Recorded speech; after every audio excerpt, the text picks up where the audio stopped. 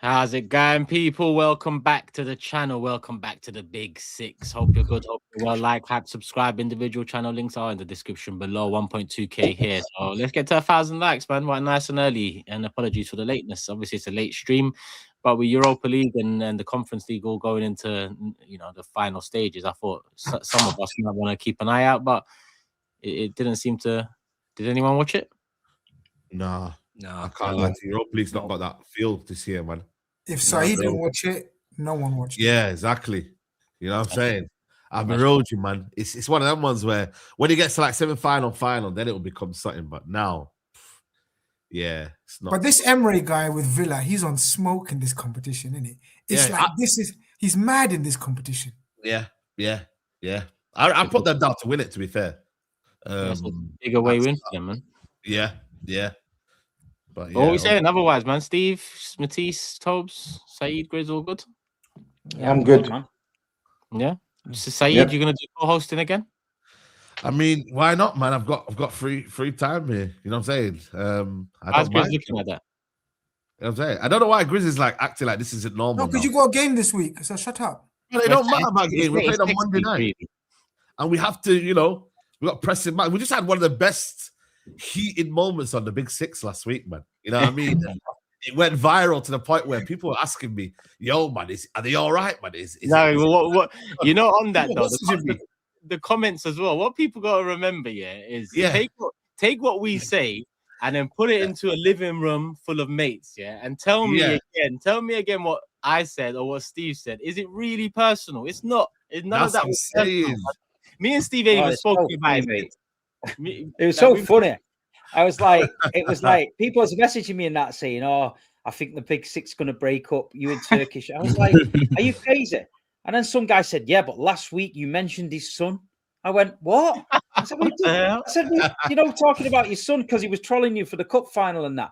And I'm like, people must really sit there at home, like, and deep and think like, this is deep. If they came on tour with us and listened to the way we act in the minibus, in the restaurant, in the kitchen, everywhere, think it'd be gold, man. But yeah, it's crazy, man. But like you say, and then I'm watching other men on streams getting drunk and telling everyone what drugs they've been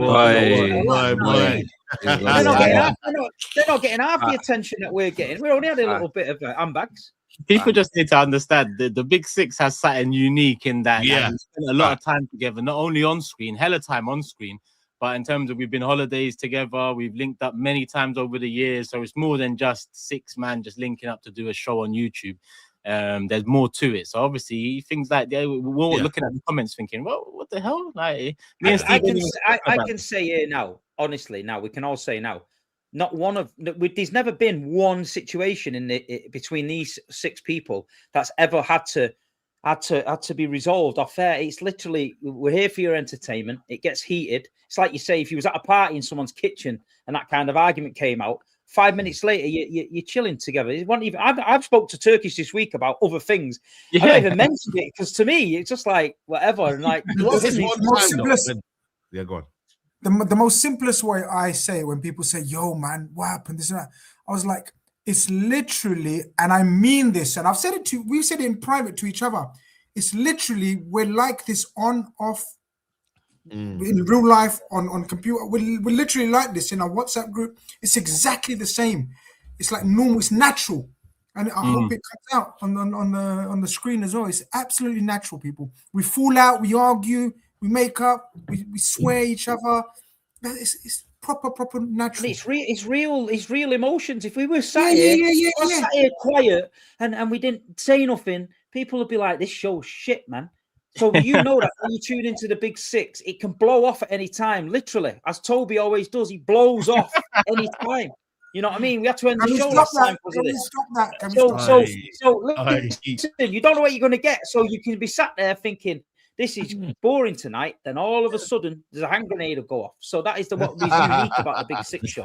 But as far as things getting personal and that, come on, people, relax. Yeah. Relax. Come on, man. Come on, man. Canada's still on. The Big Six will resume next season. Everything's all rosy over this side, people. So hype, subscribe, and SAEED, let's get into it. I mean, do we start with the Champions League or the big match? We have to, man. We have to. You know what I'm saying? There was some big games on this week, man. But we have to start, unfortunately, with what happened at the Parc des Princes, is it called? You know what I mean? Man said unfortunately. You know what I mean? Unfortunately, you know what I'm saying? Fortunately for me, unfortunate for my uncle GRIZZ over there, man. GRIZZ, man, talk to me. Are you a broken man? You know what I mean? The amount of tweets I've seen you do is honestly like it's crazy, man. Like you have become Mr. X. Again, I think for me, yeah, PSG took it easy on you. I'll be real with you. It was we said in the group. We said in the group, got away with it. That was a walk in the Parc des Princes. That was a walk in the park for them, man. They didn't even have to. They didn't have to rev it up. We were. What's the word? Like cannon fodder. We were like Toby uses another word. Like we were just. I can't remember the word Toby uses in that kind of scenario where it was light work for them basically. And I understand that. I appreciate that. I'm a football man. I watched them, and I watched us. He changed the tactics. He played a formation that he's never ever played before. Players at a position. It was damage limitation, reputation damage. You know, he thinks or he wants to be known as a coach. He didn't want to go out and get smashed 4-0 by City, and then go and get smashed 4-5-0 by PSG. It was a damage limitation, and that's why it was 2-0.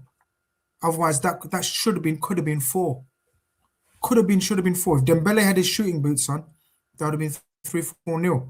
I don't know what else to say that I've not said in the last few weeks, guys. I'm literally waiting for the season to end so we can see what the future holds in terms of coach, players, and try to get excited again. You know, when off season, your hopes start rising again because you think fresh start. You know what I mean? New players, new coach. Because at the moment, I'm ducking and diving. I'm trying to change my location, as you guys can see. I'm trying to hide from the smoke. I can't hide. I'm getting smoked, and my team's getting smoked. And we deserve everything we get, man. We have to hold that. It's really, really tough watch. Liverpool have never been a tough watch. Under Jurgen, win, lose or draw, you guys know it was wicked, is exciting. Like win, lose or draw. We're a hard watch right now. We have no game plan. The tactics are so low key, no intensity, everything opposite of Jurgen Klopp. And it's showing on the pitch, man. Obviously, we're going to get into the Fulham weekend predictions, blah, blah, blah, blah, blah. But I'm telling you guys now, man, it's peak out there looking for the week Saturday as well. It's looking peak out there. I'm telling you, it's mad. Is Slot the worst manager to ever win the Premier League? It's a good question. We're starting from Liverpool 92. Well, we've done the Liverpool thing already, but are we doing a 92? Premier League, yeah. I mean, I can't think who's the kid. That's a great question. It's a great question. Yeah, Ranieri was a better manager than him. Ranieri, obviously, yeah, Pellegrini didn't do nothing afterwards, did he? But it depends what Slot, because you got to remember Slot won the Dutch title, and he was going to win it with AZ Alkmaar if it wasn't for COVID. So he's not a total bum. I know he's proving to be a bum this season, but he's won it with Feyenoord, and he broke up the monopoly with AZ Alkmaar as well if it wasn't for COVID. Then he wins it in the first year with Liverpool. Now he's having a buckle up season, man. He's buckled this season. So maybe it's a bit harsh to call him the worst manager to ever win the league, but I guess there's a question there. Yeah, I can't think about what's happened the following season and the way you lot have been absolutely cooked. You know what I mean? But it's even the way he's gone about it. You can go through a turbulent time. Facts. But he's not like he's doing what he was slating 6 months ago. He's quite timid all of a sudden when he was getting kind of cheeky towards the end of last season. Rightfully so, you're winning the league in your first season. I get that. But I think it's all things considered. Like it is mad that he just came in, won a Premier League, and then there's nothing about him the second season. Absolutely nothing. Like he doesn't look like a Premier League winning manager. He looks like he looks like a Europa League jousting for Champions League. Where he is right now is exactly what he looks like. I don't know. It's weird. I think we've got to give him. I think we've got to give him some credit, because to come to the Premier League and win it first season, that's not a fluke, in my opinion. What I will say is, though, I think we all agree that he did have the Jurgen Klopp team there, which was a very good side. And I think what he did was he made that team a little bit less gung-ho and a little bit more tactical and a bit more. He learned that team how to see out games differently than what Jurgen would have done. And I think that's what got him over the line. Obviously, Arsenal wasn't quite there and City dropped off massively. And then this season, he's been given the budget, which you would do if your manager come into your football club, wins the league the first time. He's been given his budget then to say, right, okay, give me the money now to go and get my team. So he's gone out there. On paper, we've seen Isak, Wirtz, Frimpong. We've seen these players come in and we thought, you know what?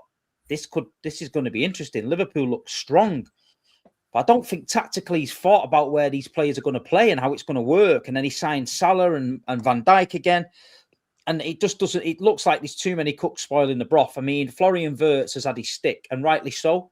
Especially on this show, we give stick to a lot of players that aren't performing. But he's a good player. You can tell, even last night, he was surrounded by bums and he looked good to me. And I feel like someone's got to tweak that Liverpool just a little bit, and then players are going to start ticking. And if someone can do that, Liverpool will be back, no doubt. But this season has been a disaster class. And like you say, for me, his time at Liverpool now is over. It's finished. I don't see a way out. I feel like you've got all the talent in the world there, but this manager can't fix it. He's not good enough to do it. You need an elite level manager to come in now and say, right, thank you. Let me fix this problem now. Be ruthless. Cut players that aren't, might be household names, might be players everybody likes. They've got to get rid of them. You know what I mean? Gakpo and people like that. I don't think they're going to wash if they want to go and win another Premier League. You know what I mean? You've got to build a side round your Wirtz, Isak, Etitike, people like that. McAllister, I'm doubtful of players like that. I don't think he's quite there. So it's interesting times at Liverpool. But what should be they should have kicked on now. They should be a bit, probably 2 or 3 transfer windows ahead of everybody else on the back of a title. They're not. They find themselves back 2 or 3 behind everybody else, having to transition. And that's where I think Liverpool are right now. And it's going to take some ruthless decisions high up to sort it out, Well, you got balloons coming out today, your profile picture. What's going on with you, man? But do you not think so? Now, can I say something, guys? I forgot to add before you lot come in. Steve, you're spot on. I'll tell you why. Because obviously we know Salah's going at the end of the season. And today Andrew Robertson has announced that he's seeing out his contract and going. Now you have to remember, out of that Jurgen Klopp team, that famous Jurgen Klopp team, only Alisson and Virgil van Dijk is left now. Konate. So who are the leaders? But he's not going to sign a deal, or is he? He is now. Who? Konate. Oh, Konate signing, yeah. Told you, Konate signing. But okay, yeah, but Konate. But you don't want him anymore, to be fair. But I'm talking. You're talking about the spine that won the league. Oh, geez, yeah. Oh, geez. And I said to you last week, I don't know where the new leadership group's going to come from. Obviously, it has to be Konate, Szoboszlai, probably McAllister. But Konate is not new, is he? He's a grown man. If he was going to lead, he would have led by now, no? Yeah, facts. But that's what I mean. None of them look like natural leaders of the new age Liverpool. Have I missed something? Is he signing? Who? He hasn't signed. Konate. He's looking very promising, isn't it? Konate is signing. Fabrizio said something today. Yeah. But I think there's some players hiding behind the manager, though. I think you could all blame the manager, but there's some players that are not performing. I mean, I agree. I want to speak on Ekitike, man, in big games, guys. Oh, he was terrible. I can't lie, man. It's all good and well. We praise him and that for this season, and I do like him, but it's looking spooky in the big games, man. You know what I'm saying? And Isak's watching that spot and thinking, yo, if you don't deliver, Isak's there ready in the big games. Ekitike was never going to be the main star. He became the star because of Isak's injury, and then he started off like a house on fire. So it's hard to judge the new players. I know you're gagging to jump on the players. I'm not saying anything. I'm just letting you know that I rather cuss the players that have been there for a few years and have performed shit. I'm ready to cuss the players that I want to speak on, or that have been there for a little while. I'm always hesitant for the new guys. I want to give them time. You know, why can't we do both? Yeah, exactly. Yeah, why can't we do both? We can do both, but it seems like it's a weekly occurrence. I'd rather cuss the Virgil van Dijk. Brother, we've never spoken like a TK. Exactly. When have we ever come in and said that TK's been never last week? When? No, he We didn't. did last week. Yeah. Never. We never spoke about him in a way like that. But I thought for me that performance, and then add it to the fact that we've seen him in big games. We know we spoke about Ekatike because we talk about Steve's pronunciation of the name.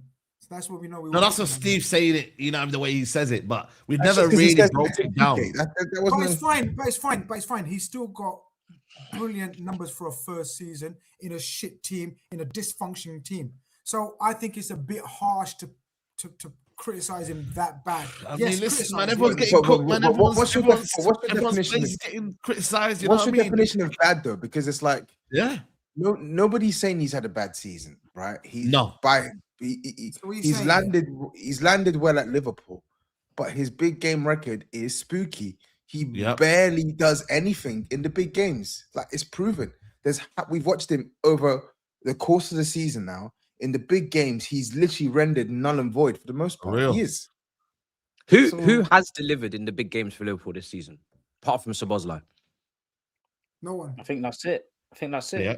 So I'm not trying to defend him. I'm not trying to defend him, but it's a team problem. And it's a team problem. When you got hold on a minute. The way he was moving last game though, he was moving very erratic. Every time that Liverpool had something to go forward, he was stopping the move. He was loose with his touches. Like there were elements of the game where he was stinky.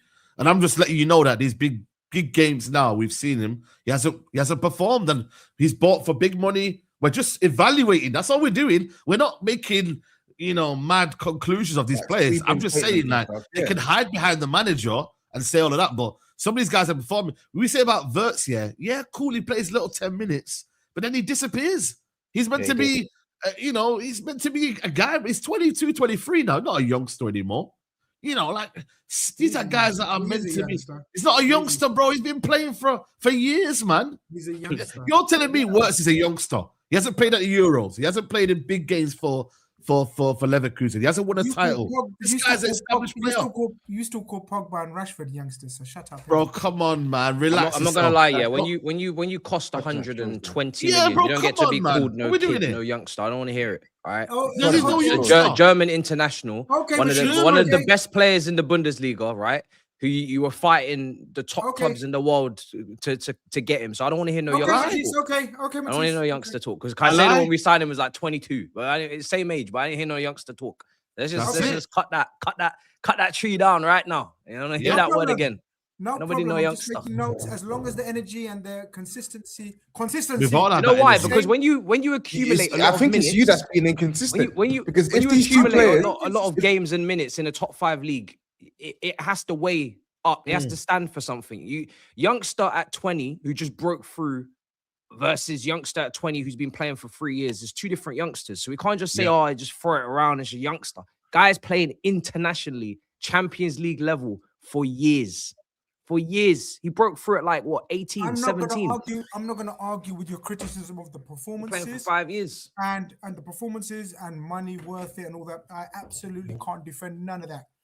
The only thing I will defend them for and hold back against making concrete conclusions is I'm going to give them time. Everyone else is giving them time. Ready to go to the others. But the others I'm ready to go to town on. Like the McAllisters, the Curtis Jones, the Gravenberch. Wait. Circle back. Circle. You know that meme where the guy grabs Superman? Yeah. What do you mean? Take him by his collar toes and bring him back. Because he thought he did something. He tried to be quick with it. What do you mean by the second game? Because you can't be talking about the most underrated player in the Premier League, Curtis Jones. I know you're not talking about that Curtis Jones. How old is Curtis Jones? What's his nickname? How old is Curtis Jones? Is that Cujo, that's his name. Cujo, that's it. Cujo. Oh, he's so guys. Curtis Jones a youngster. He's so underrated. Yeah, he's so underrated. Oh, he's not a youngster. He's 25. Oh, he's a big man. Underrated, Matisse. Underrated. Yeah. I don't know why you Okay. highlighting why I said there. I'm ready to cuss these people, so I'm not praising them. I'm saying they've disappointed me. No. I'm highlighting it because it's a complete flip flop from your stance literally but weeks it's ago. just one player amongst 10, like Matisse says. I'm cussing them all. I was going through them all, but you stopped. No. But that's why you're sly. That's why you're sly because you just snuck him in there and just thought we're just not gonna say anything. You put him in the middle of the pack as well. Out of your way. I don't know You've how gone out your way to tell us how underrated this player is. Sly would have been if I didn't mention him, and then you said, "What?" No. Sly is you just Sly is not him. me mentioning him. Yeah, he's been. Yes, it is. You snuck him in there. You think we're dumb? Guys. How many shows, guys? Honestly, how many shows is this guy gonna do his bullshit and just think? That's why I'm here, Toby. I'm here. This is why I'm here, Toby. We're here, bro. We're gonna call him out. We're gonna call him out. He does it all the time. Yeah, he does it all the time. I know. GRIZZ lighting.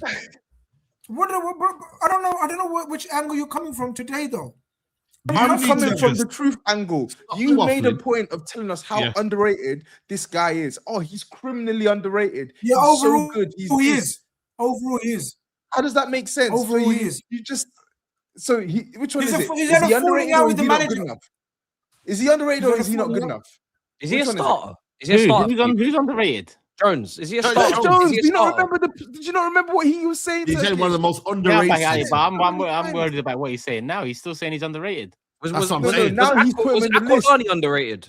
Now he's put him in the list. And listen, I have no qualms with man changing their mind. You're allowed to change your mind, but you come out in such a strong stance and make the most ludicrous statements, and then literally 2 weeks later, all of a sudden it's changed. What's changed? All I'm saying, if you let me land my point, I'm not going to go on for long. All I'm saying is he's had a very public spat, falling out with the manager and coach who doesn't favor him. So what I will say about Curtis Jones is, depending on whether Slot stays, because if Slot stays, Curtis Jones is gone. You guys do know that, innit? He's gone. He's going to be sold. Bomber. GRIZZ Bomber. That's If Slot stays, there's no bombers with Curtis Jones. There's no such thing as a bomber. Man said there's no bombers. Curtis Jones doesn't get bombers. All right, there's no bombers. Bomber, you know. It's just boom. There's no bar. It's just boom. I'm just saying. Yo, bro, man. Your IT King bag's dead now, man. Man said Curtis Jones bomber, you know. Yo, you're finished, bro. I didn't mean it as in it's a big news. I'm just saying it's news. So Curtis Jones will be sold if Slot stays. That's what I mean. I didn't mean big transfer, bomber. I just meant breaking news. But the problem is, you should be saying we need to sell Curtis Jones, but you're not saying that. Curtis Jones is not good enough, GRIZZ. Ding ding ding. We need to sell McAllister. I'll tell you something. McAllister's on another level to Curtis Jones. McAllister's better than Jones. I'll tell you that. Yeah. Whether he's playing like it or not, that's different. But his legs are gone. But one leg. How can a man's legs be gone at 25? Why are you asking me? Because it doesn't make any sense. I'm asking the same question. I'm asking him, brother. Why are your legs gone at 25? I'm asking him. You're asking me. I'm asking him. Is giving Konate.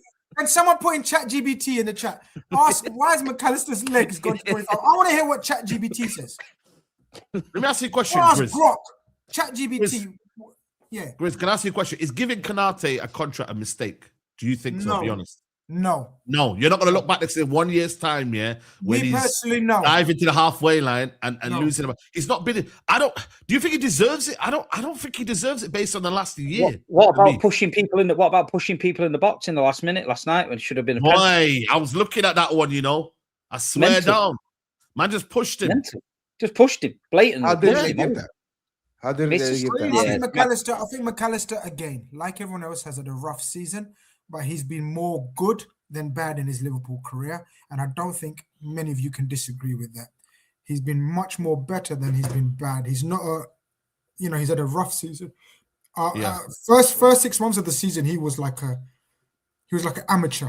He was like a Sunday league centre back. It was like Steve on the PlayStation. Remember when we used to play FIFA? He was like that. But I think we can't change him as well and then start looking for another centre back. I think him, Virgil, Xhaka, Leone, and if Gomez stays around, for his 10 games this season, we can focus on the many other areas that we need to. We can't just keep buying players in every position. We just won't. And the new coach as well. So the less we have to do, the better it will be. Do you not think you need to sign a centre-back? Is that not mandatory? They've got Jackie in it. Jackie and the other guy. I think if Konate stays... This Jackie, by the way, he's not even played a year. I don't think he's even played a year of top flight football. This Jackie, and he's injured. Jackie, man. Jackie. I don't understand this Jackie. We're talking about. Oh, we see. I can't profess to know too much about him, but let's see. He's very, very high. Check White Scout, man. Check White Scout. Leone and him are very, very highly thought of. But you're right. The proof's going to be in the pudding when they actually play in this fucking Premier League, because this is a Premier League. Is he wanting big money, Konate? What's big money these days, Steve? I don't know. Well, he's on 75 now. He's on 75 like 250. We're probably he won't get that. He won't get that. I mean, I'll be honest with you. I've always said it. I've never rated him. I don't like him. I don't see anything in him. But I mean, I think you dropped the ball with Gay. We said that the other week. I think if you'd have got Gay for 20 million, I don't think Liverpool would have been asked what Konate would have done. Because Gay comes in and he probably partners Virgil, and you've got a solid base. But now I think Liverpool have left it wide open because they're thinking, hold on a minute, we can't afford to really let him go for next to nothing, because we need him. So they're going to offer him a deal. But I don't know. I think there's a lot of work to be done at Liverpool. I think there's a lot of work to be done at Liverpool, and he's hit them all in one window now. And it's going to be 6 or 7 big changes coming at once. So, and to get all 6 or 7 right, it's hard to do. You know what I mean? That's why City did it over years. We 1 or 2 out, and we managed to be all right. Then when we dropped the ball the other year and kept everyone for a season longer, look what we've been doing now. The last 2 windows have been mad, because we're literally having to just get what we can when we can, you know. So it's going to be interesting summer. It's going to be the biggest summer. I think there's a lot of teams out there going to have a big summer. Man United. Yeah. We all need to do work. I think Liverpool's going to be one of the biggest. Every one of us. But look, that's enough about Liverpool, man. That's enough about Liverpool. We've got so many other things to talk about.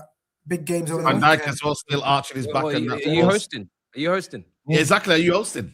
Can you Gravenberch is on 280 a week, right? Yeah. But the Gakpo's on 280 as well. You man really took Galacticos on last summer, innit? Bro, them man are mad. Gakpo's on what? Gakpo's on what? Gravenberch is on 250. It's not been verified, but it's 250. It says on the website here. Apologies. The only saving grace Liverpool, they've got Isak coming back. That's like that's £100 million player coming back. If he can get fit, that's 20 goals. Not 25 this season. goals. No, next season. I'm saying. Yeah. I'm saying. So next season, one big positive going into it is we got probably last year the second best striker after Erling Haaland. We've got him. If we can get him firing, it's a big plus. You know what I mean? But they've got to build it around him. You're losing Mo Salah. Your wingers aren't good enough. You know what I mean? The defense, they're talking about the defense. You're losing a left back in Robbo. I know he's old now, but experience. You got to bring experience in as well. Leaders, people who've been there, people can talk dig deep in games. It's not easy, man. It's not easy, and it's going to be interesting, man. It's going to be interesting, yeah. It's going to be interesting. Grizz, is Gakpo on 250? Because you would know. I'm not his accountant. Oh. According to Copology, which is, very reliable. According to Copology, he is. There you go. Yeah. So, bro, Gravenberch is probably worse. Even though Gravenberch actually adds more value, 280 for that position and that profile is crazy. But 250 is crazy for Gakpo. It's just crazy in general, these wages. So but everything's crazy, innit? Why are we suddenly wages? I don't think I believe. Yeah, because they don't match the player's ability. That's why. I don't. Well, who does? Who does deserve those wages that we talk about? That's what we call it out. Shall we go some of your squad? Shall we go through? That's what I'm saying to you. You literally cooked Sancho how many seasons for being on that amount of money for not showing the ability that he did. So now when we're questioning you want to say what? No, I'm not saying what. I'm saying you just said it right now. You just said why we're looking at wages. Why are we exactly? To other teams. It doesn't mean you have to start. This is classic Grizz. This is bro. You went doing tick for tack, bro. I'm defending my team. Of course. The words that would be coming out of his mouth. Your club is run like a clown show. You can talk. But when it's this victim mentality, bro. Clowns running this club. You lot don't get it. You lot don't get it. I'm not saying don't do it. I'm still gonna have to be my defense lawyer for my players. You lot can carry on. Carry on. But don't ask me to join in. It's like you want me to join in. No, that Gakpo one can't be defended. You know what? To join in and endorse. It's not about joining in. It's about keeping. It's about keeping the same energy. That's all. That's all. It's literally keeping the same energy. Listen. You don't know my thoughts. Gakpo's no way worth that money. Gravenberch is no way worth that money. That's it. There you go. No way. So why that's all I wanted. Why were you saying all this nonsense before? Yeah, that's it. What nonsense? Anyway, I think for me that's all. I don't know if anyone wants to say anything more about this special Liverpool so many things to talk about. Zero on target, by the way, it's a disgrace in a European game. It's a disgrace. It's a disgrace. Disgrace. That's the final thing I want to say. How'd you say a real Tottenham, madam. 0 shots on target, you know. How'd you say it? Embarrassing. How'd you say it? Embarrassing. Especially for a manager who had so much talk for Arteta months ago, and now he's set up like that and have no shots. Come on, without the results. 0. It's just crazy. It's crazy, man. You didn't say nothing about Arteta, man. Why you look hurt like that, man? You didn't say nothing about Arteta. Between you and Slot, you've said many a thing. Yeah, me. Don't put. We're taking extra time on your segment because Arsenal were skimming over. There's no way we're about here to sit here. Oh, you didn't see that European away mark? Nah. Fam, I agree. Just give credit to the assist to go and just move on, honestly. You're not going to talk about Raya? Nah. Come on, don't be silly. There's a big game, man. There's a big game. No. Man said talk about Havertz. Raya was the best player on that pitch. Our man of the match. Why that's not a good thing. That's not a good thing. But you're saying talk about Havertz and thing like that. I didn't watch the game in full. I'm sorry. So why are you talking then? I'm not. That's why I said let's skip. I was watching the real someone game. Just giving an opinion and they don't even know what's going on. It's all right, Tobs, man. It's cool. I had the game on. Listen, this is how everyday Arsenal main. I had the game on. Yeah, you're right. Let's move on. I had your game on, but it was so boring. Until you're wearing war vest. No, I'm just saying. I'm being real. Like, you think me and the audience are not clocking? Look, you're one of the people. Look at the title. Look at the title of the stream. Arsenal take Champions League advantage. It's just the level of bias on this channel. We got Arsenal man on production. We got Arsenal man founder in it. Arsenal leading the title in this show, like as if the 1-0 winner against Sporting Lisbon is the headline of the show. It's not right, man. It's not right. We're clocking on to you lot. I'll be real. PSG and Bayern had everyday Arsenal, man. Too much. Don't forget where the hate along started. It all started with Arsenal, with you, Matisse, with SAEED, with every other content creator that decided to hate along started with ops watching Arsenal. Now you're here. You reckon? Is that true, boys? Is that true? Tell me where did hate watching start on YouTube? It started about 3 years ago. 3 years ago. Few years ago, when Arsenal were you weren't like relevant then though. You were starting to 23-24, we went game week 38 and 22-23 we was top for most of the season. That's when you two started hate watching. I started from Liverpool. I don't think I started from Arsenal. Yeah, I was going to say SAEED started Liverpool. He started from Liverpool. I didn't start from Arsenal. So I'm gonna speak for myself. Yeah. I was making rival content. Where did you start, Matisse? From COVID. I had Battle of the North, London Clubs content. I was talking rivals regardless. The watch-alongs was just an extension of the rival content. Can we have a friendly bet then of some money to see which was the first hate along you did? I don't even call them hate alongs. I don't even call them hate alongs. It doesn't matter. Hate along. Just pray they don't win along. I don't give a shit what you call it. It was Arsenal. No, Matisse was definitely Arsenal. I don't know if it was. I don't know. We could check, but it might not be. You might be surprised. People said Matisse never hate watches. You ain't been following him long enough, brother. You ain't been following him long enough. It's not hate watches, man. It's observations. Let me do the Liverpool super chats anyway. And we do predictions as well. Fulham at Anfield. Big up Pat. He says a year of lectures about quote proper football like Paris Saint-Germain. Rematch arrives and slot machine parks the bus like Prime Pulis. Big up Pat. Hope you're good, brother. Let me save this one. Actually, no, this match says Steve is right. Every Big Six debate live show without Toby is around an hour or so. With Toby, expect minimum of 90 minutes. He argues everything. Part of the joy. That's why we can't lose him next season. Brian says, if PSG go back-to-back, is it possible we could be looking at one of the most technical teams of all time? Every player on that team is comfy on the ball. They don't lose possession unnecessarily. Bro, that midfield three guys, man. How good are they? Even Zaire as well, by the way. He was he played very good. Zaire is very good. What player. Do you know what I think? I think yeah, they are very technical, but I think because of the time they're in, I don't know if they'll ever like even well, back-to-back Champions League is mad. If why are we talking most technical teams of all time? I mean, there's already a better team, better midfield than theirs. No. Well, Xavi, yeah, but we're talking in the Champions League, still with a chance to do something. Who? Chelsea. Yeah. Oh my that's right. This is why shows go long. Dickheads like this. Oh wow! No reason. Tommy, you got me there. No reason for that. No reason. No reason. How did you clock it? Straight away, I knew what my man. Bro, I didn't know, man. I was like, yo, who's he talking about, yo? No reason for that. I knew what he was, and he's lining it up for himself. Who does that? Who does that? Pass and then run onto your own assist and score is crazy. We got Raji. He says, "Is it too easy to say Klopp would have definitely won the league last season, or does Slot not get enough credit?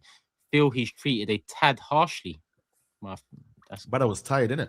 It's kind of what Steve was alluding to a little bit. But as we are now, it's just a mess. Let me stick to Liverpool. Just Waffling says, "Don't see how someone like Xabi Alonso comes in, brings Liverpool back. It feels like Klopp's shadow still hovering over the club and the fan base." That's been reset by Slot now, though, right? That's what the feeling is. And PSG had 746 total passes with 92% accuracy, while Liverpool had 253 with 75% accuracy. Oh, how the almighty have fallen. Who do you support, Godfather? Let me know who you support. Let him know. Someone good. It better be someone good. Let him know. Best show on YouTube. Big up Uncle Shaney. You guys make me laugh every show. Love for the love. Liverpool fan. Big up. And this one from Adam saying, "Hate watches started in 2020 when Liverpool lost to Atletico 3-2. Who done the hate watch for that? That's a United fan. That's a United fan. fan. No, I wasn't. Yeah, YouTube wasn't. Yeah, I didn't. My prime started around end of. Who done the hate watch for that? I don't get it. I don't know about that one. During COVID. I can't remember.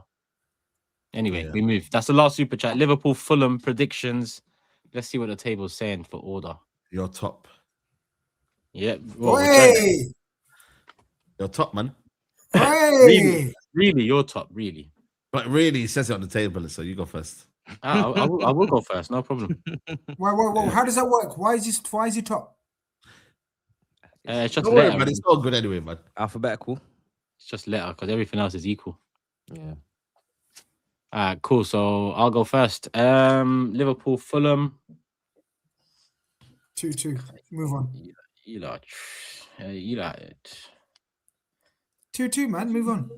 No, man. Don't try to listen. Don't try to influence the title challenge. You just make sure you're safe. Got no rights in the title challenge. 2-1 Liverpool. SAEED. 2-1 Fulham. Bomba. Steve. 2-1 Fulham. GRIZZ. 2-1 Liverpool. Matisse. 1-1. 1-1. TOBS. 2-1 Liverpool. 2-1 Liverpool. Cool. All right. That's that. I mean, on Arsenal, we know what the performance was. It's a bit tongue in cheek what I said earlier. The only person I want to talk about is Raya, because without Raya there, we lose that game, and that's not the first time, and probably not the last time I say that this season. The way we're playing, quality. I don't know who watched the game, but if you watch the game, you'd know Raya is the only one worth mentioning out there. Big up Martinelli and Havertz for actually making a difference off the bench. Arteta actually making some positive substitutions at stalemate. That was surprising. Did it change the game? No, but it made the difference in the end. But Raya, for me, he needs his mention because he's a candidate for player of the season for us. He's definitely a candidate. We talk a lot of Rice, Gabriel, and Saliba, but Raya's in there with them three as well. And I think the next 8 games or whatever it is left of the season, for us, it's still all up for grabs. So for the Premier League, it is what it is. We'll see how it stands. But David Raya is something else. Did this calendar year? I mean, not this calendar. This season, he has a shout for best goalkeeper. Full stop in the world. Yeah, I agree. I think Donnarumma has been close, but Yeah, I think David Raya has been the outstanding one. Brilliant saves, I can't lie. Kept you in it, man. And yeah, 100%. I agree. David Raya has been solid. There's been the odd moments, Wolves and that, but I think every time he's bounced back and he's shown his quality. Are we calling him world class then? Are we? What we saying? Yeah. World class, man. Yeah. Okay. Yeah. Because doing it. I just wanted to get and see if everyone was unanimous in that. He's known for his distribution and his cross collection. But if you put together his saves are amazing. And maybe his height's got a part to play with that because he's shorter than some keepers. He has to extend a little bit more, fingertips to come into play a little bit more. But some of that save last night, the Minte save, the point blank ones against Tottenham off the line, Watkins, McGinn, Pedro header back post, like that's just off the top of my head saves he's made. The Newcastle game, he had a couple. Man City had a save from Haaland, which that was a pretty basic one to be honest. But yeah, this season, when you consider how tight our games have been and how little it has been in some of those games in terms of the final result, Gabriel's had his time in terms of in the limelight. Saliba's kind of gone under the radar this year. Rice has had his time in the limelight. I think Raya hasn't really got the plaudits he's deserved so far, but that's because we still got a job to do. But yeah, that's it. Got the job done, 1-0. Is the job really done? No.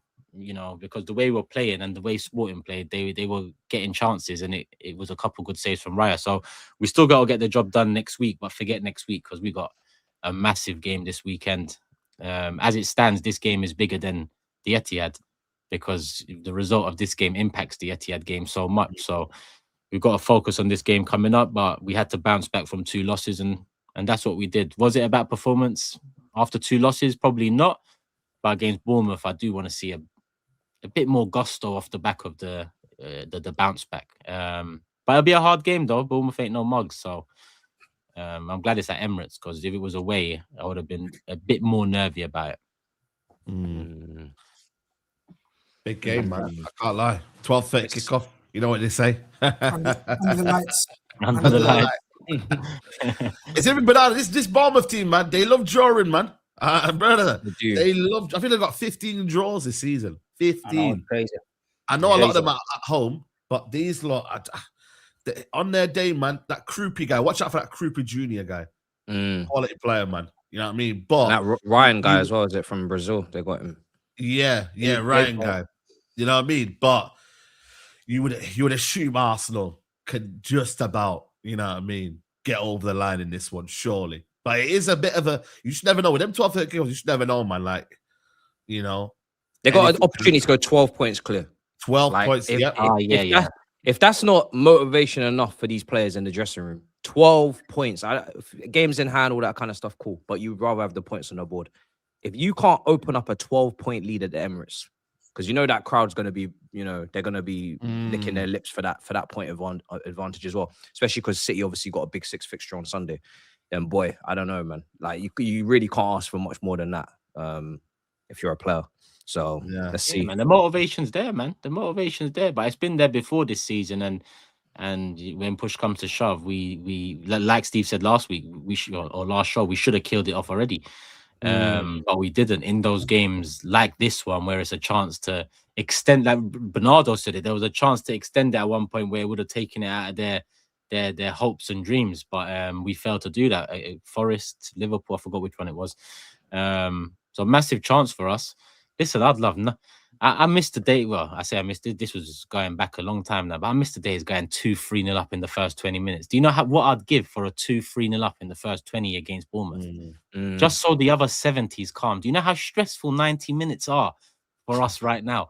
It gets like that, B. It gets like but you can't say it gets like that because the way you two were winning leagues, you lot was thumping teams. Imagine having to win 14 games non-stop, 14 games, win them all to win the league. Imagine having that pressure.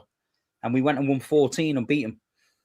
Yeah, I mean, yeah. However, you had some titles in your bag before that. We did, but when you were relying on Vincent Company in 60-yard screamers against Leicester to get you over the line, it's a bit like it does get a bit tweaky, man. Yeah. I just feel like with your league campaigns, there's a mixture between going for the throttle and killing teams, and then those nervy ones. Whereas these lot, I can't remember the last time they actually boxed someone off the park and just battered them in the Prem. They just play crap. They literally play crap. You need that early goal. The crowd is the one. If you get an early goal, I think it's good. if say it's 0-0, 50, 60 minutes, and he's putting subs on, I think it's going to get a bit. The crowd, you can sense it at the Emirates. The crowd does go a bit mad, and I feel like if Bournemouth was to go 1-0 up or something like that, whew, they'll win this one, man. I think Bournemouth. I think Who's back? Play style. I think Eze and I think Timber. Okay, but that's not a guy like with obviously the press conference comes out tomorrow. But I think them two should be back. Yeah. I was gonna say, man, that Madaway came, man. I'm not sure about that guy, man. He's not good, man. What's there not to be sure about, brother? What's there not to be sure about? He's not that guy. We were saying, because we were saying, like, keep Darwin on the bench, but I'm not gonna lie, you know, man. I'd start Darwin against Bournemouth, you know. I'd probably start Darwin against Bournemouth. Yo, I'm telling you, and this is me. This is desperation in the attack. This is me. Yeah. I shouldn't be saying in our first league title in 21 years, the pressure that's on us, for one reason or another, we start at 16. I shouldn't be saying that, but the situation is he is easily the most unshackled player I see in our attack at this moment in time. The guy that just could do something out of nothing. And when you're a team that has lacked so much, you know, in attack all season, as something out of nothing player, 29 or 16, you're going to want him to start games. So against Bournemouth, I would. But we're coming into territory now where, even Wanyeri going forward over Odegaard is more appetizing right now. Yeah. He's not even at the club. Yeah, I get the whole press and you got to be in all structure and off the ball, but I'm just saying, just pound for pound going forward, the 18-year-old and the 16-year-old is way more of a, like, everybody's excited to watch versus the established pros that are playing on a regular basis. The decline of Odegaard is crazy, man. Scary, I can't lie. It's actually mad. Like, he's just not even getting the ball, and you know how normally just get on the half turn and move with it. But bro, man's just passing it back to Rice. Do you see that moment where man just passing it back? He's not threatening, bro. He's a non-threatening 10. Doesn't make sense. I think he needs to move back. I think Turkish said it before. He needs to move deeper in his his time as a in between the lines. Just got can he be an 8 though in the Premier League? I'm not sure you can. You know, man. I'll be real with you. Unless you had like an outstanding 6 where, you know, he don't go forward, he just sits like a Rodri. You feel me? Like Rice wants to go forward. I don't know if Rice and Odegaard would work. I was gonna say, could he do the Bernardo Silva role? But he's probably too fragile for that. Yeah, nice too. Bro, Bernardo Silva's physical, man. He gets stuck in. He ain't as dynamic as Bernardo Silva. Yeah, man. That's the problem. Like, he hasn't got that shimmy and goal. Like, he'll shimmy and stay. I do worry about his Arsenal future, especially the way Arteta's gone down this more physical, robust side. Like, obviously, I don't know if you want to discuss the outing of looks like Skelly and Wanyeri, these type of players, small, diminutive, quick. You know what I mean? He's going for the bigger Norgard, Moreno, you know what I mean? Rice. So, I don't know, man. Odegaard, I think, who just said he can't play between the lines? I think Matisse just said it. I think he's more needed now to break the lines, to get that ball in between the lines to someone else, like a Eze, as opposed to be the one that's receiving in those in between the lines. So I don't know, man. You know more, and you'll have more of opinion on Odegaard and Arteta in the future. But I don't think it's like. You know, I was on From My Left this week. I was chatting. Specs brought this up, so I'm giving him his credit. But Arteta signing Scott McTominay is such an Arteta midfielder to get right now. That 8, that box crashing 8 right there, that physical Scottish specimen that is going for Ballon d'Ors. That is what Arsenal need right there. Scott, that's Marino. That's Marino. You need to relax. Yeah, man. Steve. The dreams are going too far. Bro, is that not the type of midfielders that you guys like? No? You see it. The chat see it, bro. Scott McTominay box crashing. Those crosses and his head on the end of it. Oh, my days. That stinks, bro. Oh, my days. Jeez, man. That would be mad. That would be crazy.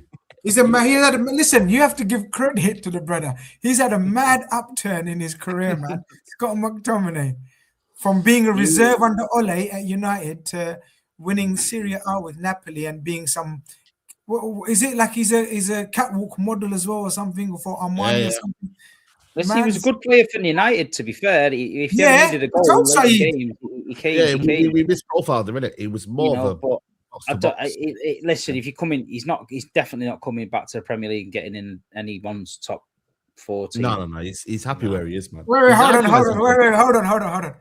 TOBS. Relax, man. No, it's a top 4, not bottom 4. Oh yeah. I want to see Gallagher. This way he'd start for you.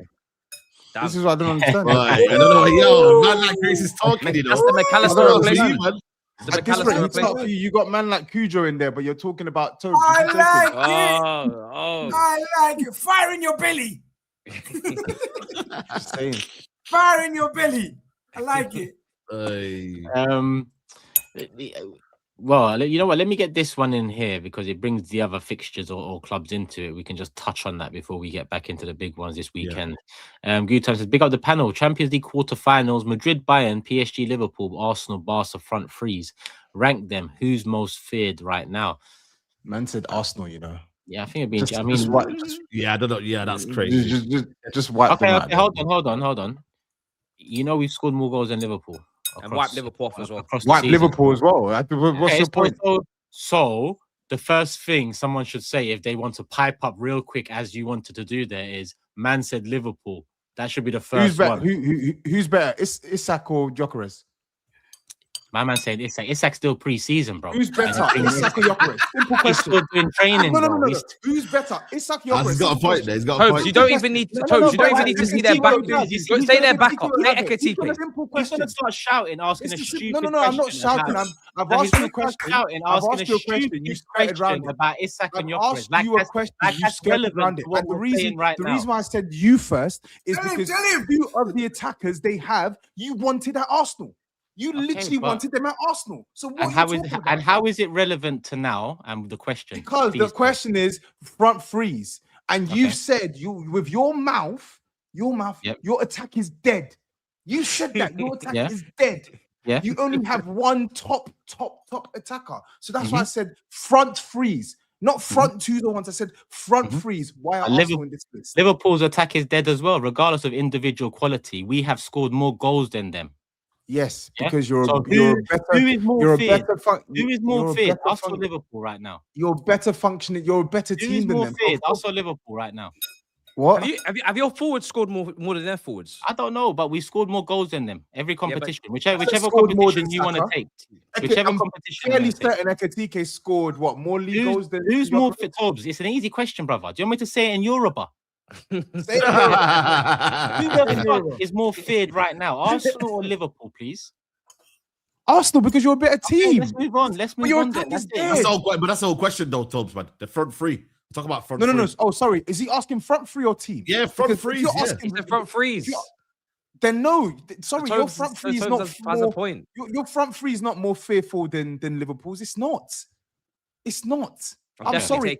How do we? But the thing is, though, you've got to go by what's been done, right? And Arsenal have a more productive front three than Liverpool. So SAEED, who's in the productivity? SAEED, Salah's got more goals than Saka. Has Gyökeres got more goals than Saka?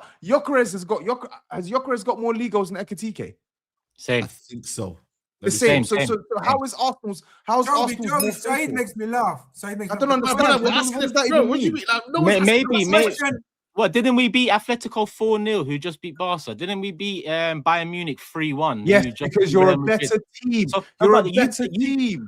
Okay, so did Gyökeres score 2 goals against Atletico? Yes, he did. So what are you saying here? Oh my god. What are you saying? Oh my gosh. What are you saying? So what I'm hearing is, I wanted to get to the juicy bits. I know. We're supposed to argue for no reason. Can we get to the juicy bits, man? What do you mean it's told? I said remove Arsenal out, then you're arguing with me. Why are we hanging over? You know what I mean, bro? You want to argue for no reason, bro? How dead his attack is. Shut up, man. He's still talking. He's still talking. Saeed's trying to talk about Yamal, and you're just going. I want to talk about Yamal, bro. Talk about Yamal. You know that super chat. You know that super chat earlier. How can a super chat tell you exactly what you're about to go and do, which is this? Just talk nonsense and let the show carry on longer than it needs to. So Toby, just for the answer right now, we'll just put Liverpool and Arsenal at the bottom here. It doesn't matter where they are. Yeah, we just do that. Okay, that make you happy? Yeah, cool. Right, let's debate between Madrid, Bayern, and PSG. I'm saying now, as a unit. Right now, the most feared front three for me is clearly Bayern. Yeah, that's what I'm going with. Yeah. Yes, Bayern. On form is Bayern. Yeah. On form is Bayern. Diaz and Elise are doing well. Harry Kane the other night was a strange watch. That finish was crazy. Did you see how deep he was playing at times? It was a bit mad, and then all of a sudden he's always done this. But you know, when you play with two wingers like that, they were getting forward a lot, and they were looking up, and you're thinking, right, there's someone in the box. He wasn't even in the box. He was like outside the box. So then it was weird how they were playing, but it works. It works. I just couldn't. I think stand it. He's saying PSG. On form is Bayern. But PSG's, man. PSG's fluid. There you go. PSG's crazy as well. Due, Dembele, and Kvaratskhelia. Man. It's close, man. Listen, it's not like. But you know what, Saeed? But I know Barcola as well, you know. Barcelona, they scored how many goals? Over 100 goals? Yeah. That was last season. No, this season as well, no? Madrid, because they got the dictator up front, I can't really talk about Madrid's one. I can't lie to you. Because it's all messed up right now. Because bro, the dictator's there, man. He's dictating who starts and we're playing, and it's really balanced. We don't know what's going on. Let's be honest though. It's what is Real Madrid's attacking lineup like? It's whatever Mbappe says, bro. Vinicius and Mbappe. You need a right winger, man. Who's up front? Who's left? Who's right? Isn't it Vinicius and Mbappe? Is this a Twitter thing? I've not heard about this. Hey. Is this a Twitter thing? I've not heard about this. It's not, bro. It's serious, man. I even speaking to Real Madrid fans, bro. This dictatorship is real, man. I've been watching a few things, man. Mbappe runs shit over there, bro. The chat will let you know as well. Look at the chat. He was running it at Paris Saint-Germain, man. He was running it there. He was running at Paris Saint-Germain, and I'm starting to see things at Real Madrid. I'm like, yo, something's going on around here, man. So I can't really add the Real Madrid front three, man. But it is frightening. It is still there. Goulet, you just mentioned there, GRIZZ. But I'm gonna go Bayern. A lot of people say PSG. So yeah, Bayern, PSG, then Madrid. By the way, and you've got Barcola and Musiala, not even. Yeah, I know. By the way, I know he tore me up yesterday, like that Kvaratskhelia guy. Kvaratskhelia, who's that? Kvaratskhelia. That extra touch he took to round Marmadashvili. Oh, disgusting. He's so good. He's so good. That's what I'm saying. No competition for his signature. Mad. Yeah, 60 million. 5 million more than Gittins. And many more, bro. Many more. Madueke. Cheaper than Mudryk. Dark. Wow. Let's do predict. Actually, there's a super chat saying, Tobes, you're welcome to argue who has the best attack at the trophy parade. And he's also proud of you. Live in your truth. Pick up JC. Neves and Vitinha are coming for Xavi. Iniesta legacy if they go back-to-back Champions League and maybe win the World Cup. Never. Never say never. They're still young, man. They can win what he just said, but they're not going to do Xavi and Iniesta. They can't break that. Well, that's nostalgia. You know what it is, though? You can't say harsh. You can't say. Sorry. It's a bit harsh. We've got to start like sanitizing some of these super chats. I don't ever want to read this. Are you lot encouraging this behavior? You two over there? Because right now I'm starting to think we need to. Because right now I'm starting to think we need to draw a line between you two and the rest of us four. If you're going to carry on with this nonsensical shit, you're trying to tell me. No, but brother, come on. But let's be honest. Let's break it down though. Iniesta and Xavi, they started from somewhere. Neves and Vitinha are starting now. So if they dominate for the next couple of years, who's to say that we can't talk about them? In that, I'm not saying that's in bracket, but talk about them in a way that we can start to say, you know what, man, look at this duel compared to that duel. Can we? I agree. I agree. Saying this now is bonkers. I'm just saying, like, bro, it shouldn't even be discussed. They're nowhere near. They've got a long way to go. No, we can't. No one's denying that. You see what's me? Can I go? Because if I give a rebuttal, man will say, "Oh, he's talking too much." What you just said there what you just said there, it irks me because it shouldn't be a conversation. Why should it be a conversation? No. It's my wait. I'll let you speak. I'll let you speak. Hearing one word and then you go mad. I'll let you speak. I promise. I promise. I'll let you speak. The work that them man were mashing at the respective ages means that you shouldn't make this a conversation, but yet you're making it a conversation. Why? How old is Vitinha? Why? Vitinha, he's 25 years old. Neves is 20. Too late. Neves is 21. So but he's 21, 25. I'm not saying, by the way, they're on the same level right now. But if they just said they're back-to-back UCLs, win the World Cup, how many champions over a couple of years, we can have a conversation. Bro, we're talking Euros twice. We're talking World Cup. We're talking multiple Champions League. That's what I'm saying. They've got time on their side. They've got age on their side. Why can't we talk about them? They're not as good. They're not as good. I don't give a shit about they are very good. They are not. This Vitinha guy, mate. I'm telling you. Unbelievable. Neves, you see that pass? You'd be frothing up your mouth. If Neves made that pass there, the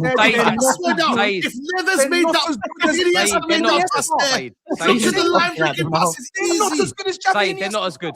I didn't say they're good. When did I say? When did I say that? When did I say that? Wallahi, did I say that? Did I say that? Do not lie on my name. I never said they're as good as them.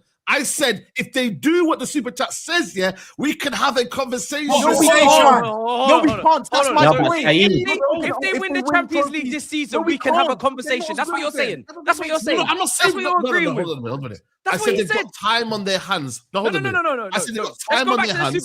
The super chat. You're insane, bro. You're insane. The super chat said if they win the Champions League. I'm not saying they're going to beat them. I'm not saying that. But I'm saying we can look at them as a double act and be like, yo, you remember João Vitinha and Iniesta? Sorry, João Vitinha and Vitinha of our generation. João Neves and Vitinha right now, in this era, we can look at them and think, you know what, man? That duo was unbelievable.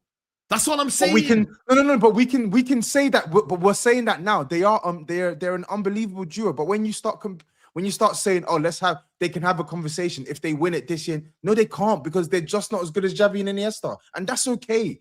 Okay, how about you now? You know? It's okay for them to not be as good as Xavi and Iniesta. I didn't even say they're as good as them. When did it come out of? I never said they're as good as them. You're just shutting me down. SAEED, is Vitinha as good as Scholes? Hey? Is Vitinha as good as Scholes? No. Is it a conversation? Is it a conversation? Is it a conversation? Yeah, you might. Is it a conversation? Can it be a time? Time on his side. Can Vitinha be as good as Scholes? Fucking mind. Can Vitinha be as good as Scholes? His levels of Xavi. Brother. Scholes and Xavi. But when you see this, this is what you got to do with SAEED. Are you mad? All you got to do with SAEED is Xavi Hernandez that had Xavi, yes. One out of Xavi. Are you crazy? Again, yeah. Because he's got an exotic name, yeah. Xavi. Anything that brings Xavi. Do you know who Paul Scholes is? Him on mute. Do you know who Paul Scholes is? As soon as I say Scholes, I don't think you understand who Paul Scholes is.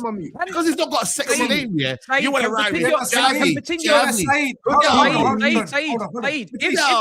If Vitinha keeps doing what he's doing for a few more years, can he chat to Scholes? Yes or no? You have to keep the consistency. Come on. That wasn't my conversation. Why are you pausing? Answer the question. Again, hold on. My thing was, the way that Toby shut down that conversation, straight away, I said, yo, man, it made you go defensive. I get it. That's what I'm saying. You went too offensive. I said, let's break it down. That's all I said. Toby goes too so let's break it down. Let's Toby gets too offended. You're right. If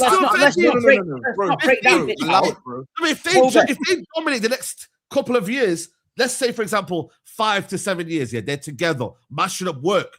We can talk about them. Why not? Let's talk about them being better than Scholes. Let's not break that bit down. Let's just not break that bit down because it's boring. We know it's down. But Scholes, Xavi, does it? Yes. Where's everyone lie on this? SAEED just said. Obviously, they're going to say Xavi, man. They're going to say Xavi. Bro, Steve.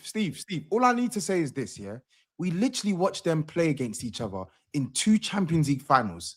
We watched them play against each other in 2 Champions League finals. How does Scholes? Yeah, but the Barca team is better than the Man United team. Look at the team he was in, bro. Are you all right? I just want to ask the panel. I want to ask the panel. You compare the Barca team to Man United team. Where do you I had Ryan Giggs playing. You know what we do? Wait. Sorry. Am I comparing the Barcelona team? Old Ryan Giggs, old. You're mute. I said he played twice, 2009 and 2011. 2009, you had arguably. He was in his peak, bro. Xavi was in his peak. Bro, let me finish because you keep interrupting me. So you're talking about squads while playing Ryan Giggs. In 2009, you arguably had those were the two best squads in world football. Can we agree on that? No, I don't. I think Fergie was working miracles. I'm not gonna lie to you. Fergie, no. We're not gonna stop nothing. I'm not gonna stop nothing. The 2009 one, yeah, I'll give it you. But the 2011 one, no. 2009 one, we had Ronaldo. I said the 2009 one. You had the. We got outclassed. Yeah, we got outclassed. Those are the two best squads in world football. Yes, I agree with that one. When they played, you couldn't get near them. I agree. You couldn't get near them. I agree. Paul Scholes was chasing shadows all game. I agree. Then they play in 2011. Paul Scholes 2011, we should never. The 2011 one for me, the two teams weren't even comparable. Okay, but I've given you. But I've given you examples when they played each other. That was the and best. Even if you want to go 1 year before that, I can even talk about. When who scored in that Champions League semi-final in 2008? I was just going to say. I just said 2008. Who scored that goal? Who scored that goal? Scholes, by the way, Scholes. So there you go. Yeah, but I want to know the panel starting with Turkish, Xavi or Scholes. Xavi. Bro, what's this, man? Everyone's going to say. All right, Matisse. I want to listen to Matisse. Yeah, definitely Xavi for me, man. Definitely for Xavi for me. Xavi for Tobe. Grizz? Xavi, but there's a conversation though. I'll never say there's no conversation with Scholes. Exactly. This is what I'm saying. This Toby thinks there's no conversation. This is what really pisses me off. He goes over like, I'm going to tell you now. Conversation. I'm going to tell you now who's better. Yeah, Paul Scholes. Logical, man. Like this guy that just has a fetish. I'm telling you now. In my team, I'm having Scholes there. And that's can I just ask? It's crazy. Can I ask that? I'm giving Scholes. What can Scholes do that Xavi couldn't do? No, I think they can both do more or less exactly the same. But I think probably short passes. The short passes. When it comes to that, just last bit of something quality. I think Scholes has got that to pop up. So wait, you said short pass. So short passes for me, Xavi was that. What can Scholes do that Xavi can't?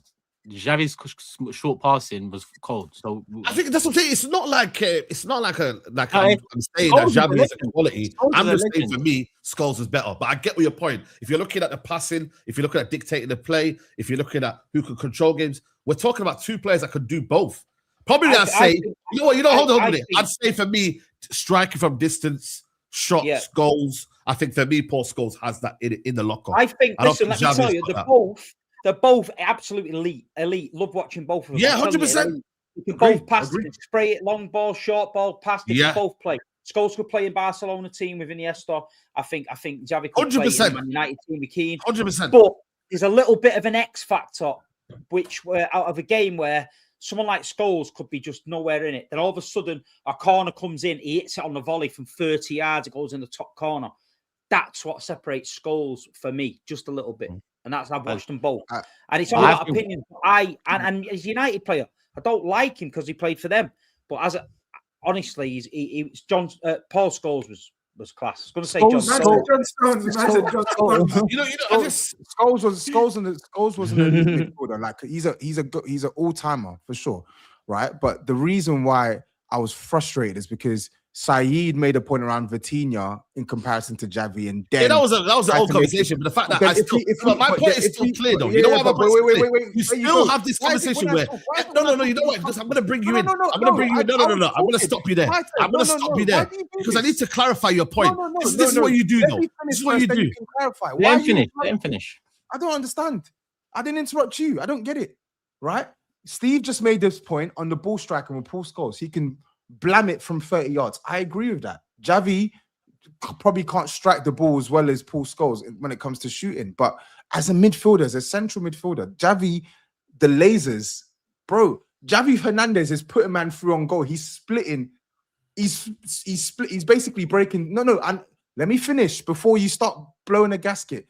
He's splitting defenses, not to get the guy at the byline. No, he's putting a guy through on goal with one pass consistently every single time without fail. He does that better than almost any midfielder I've seen in world football. Honestly. And I think for me, Scholes would do that week in, week out for Manchester United. The same thing you're saying right now. Play that one ball into feet. Paul Scholes did that. This is what I'm trying to say. Like, I don't know whether it's just because he's English, because it's just not that sexy name. I don't know what it is. And my point is, for me personally, what it is with you, Toms, when it's an argument, you over-exaggerate it. You go on like, I'm saying something that's wild. This is what you do every single argument that we have on this show, You go on like, what I've said is crazy, it's lunatic, it's mad. If I say Scholes is better than Xavi, Can someone back me, please? Because why is it me that's made to look crazy? Because you said something mad about Coutinho and Xavi and Iniesta. That was a talking about. Listen to me. End of the day, we had that conversation. Can someone back him, please? It's nothing about backing. I don't understand what's going on. I don't know why this guy's moving mad. Did we watch the same players? Yes. Did we watch the same fucking players, bro? I don't understand what's happening here. I don't understand what's happening. You just got the hump here when anyone's got a different opinion, No, I don't. And I've got evidence. I've got evidence to back it with. Hold on a minute. Bullshit. You let me land. You know what? I'm done. No, don't land. You're landing it. I'm done. The thing is, it happened again. Today you got found out with the Coutinho. Look at the comments on the Coutinho. I don't give a shit about the comments. No, but it's true though. You said Coutinho was overrated. This week, Toba has been fried alive on the John Stones video, the Grealish video, and the fucking. Sorry. You think I've been fried alive with John Stones? Get the fuck out of here. Go read the comments. Go read the comments. I have read the comments. You just you've been fried alive. You've been fried alive, please. And Jack Grealish, literally fried alive. Jack Grealish, you think I'm losing the Jack Grealish battle? You've lost your been fried alive, mate. Jack Grealish is Everton now. You've been fried alive. He actually said I've lost the Jack Grealish battle. He's at Everton, bro. He's at Everton. How many? Even you admitted, Steve, he had one good season. The rest of them were flops, and now he's at Everton. So you can't claim that as a W, man. I'm sorry. Listen, and don't tell me about this bloody treble again, bro. I'm sorry. This is where you guys just talk absolutely bullshit because you're going on yourself again, like you say. So a guy that I've said it before played that season, and he's not allowed to talk about it. We're not allowed to talk about it. Yeah. Wes Brown and people like that, they went and won things at United, ended up at Sunderland. Does that mean that they didn't count? Do you know what I mean? Things like no one said it didn't count. Wes Brown, man. You can't. Listen, let me tell you this. I've said it. Look, read the comments, what people were saying about Toby. You know what I mean? The day you take advice of a Tottenham fan is the day that we all need to fucking please don't take advice of a Tottenham fan, please. Let's listen to the almighty City fans, man. I would never ever take advice. You win it all, you know the best players. Exactly, You've got the best pies. You've got the best chance, the best podman doctors. You've got the best everything, man. Yeah. When I see you tomorrow, if I see you at the weekend, I'm going to show you the messages I got off Jack Grealish's dad, Jack Grealish's brother. Oh wow! I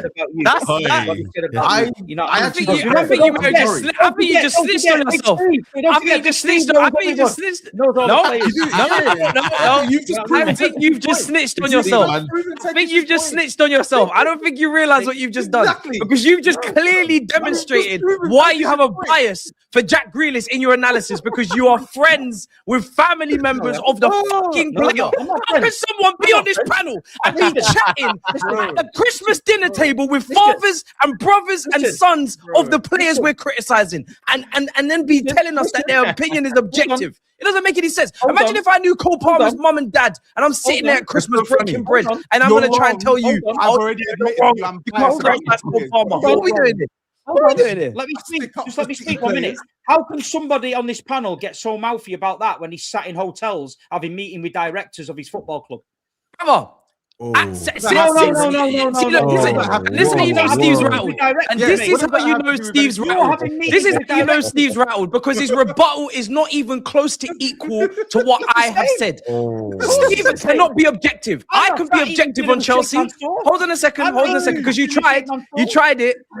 Just the same way you tried it with Turkish, so I'm gonna land it for you, right? You can't compare your lack of objectivity with your own players because you're talking to their family members versus me. Hold on a second. Let me finish because you started it, so I'm going to finish it. Versus me having a meeting with a director where I said to his face the problems I have with the club, and since I had the meeting, I have been cussing the club on my channel. You do not get to compare those two things. You didn't. I literally did. You weren't there. I literally did. You were sat in fucking Claridge's, yeah.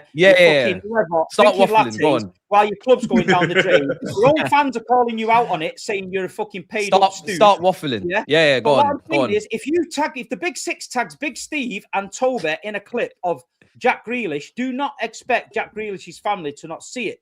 That is what I'm saying. In it, we don't know what went on in the hotel. Only the secret camera will do it, but the truth will come out. But at the end of the day, you can't compare. The content speaks for itself. The tweets speak for themselves. He's trying, but you're trying, but failing. The content and the tweets speak for themselves, bro. It's as simple as that. But you can't criticize. You've said it yourself. You can't do it. Again, you're doing the most. When supporters groups. Hold on a second. You're part of supporters groups.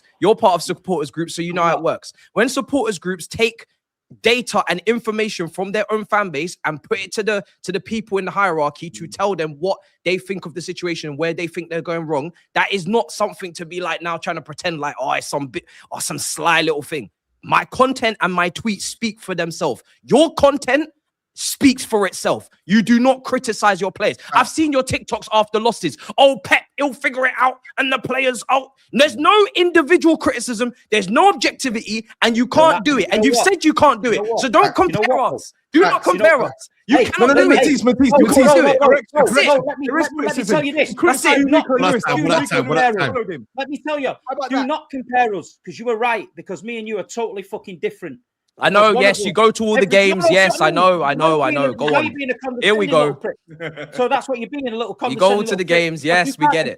You can't compare me and you, because I'll go there. I'll support the team thick and thin. Yeah, back it when it was low. I back the team thick and thin.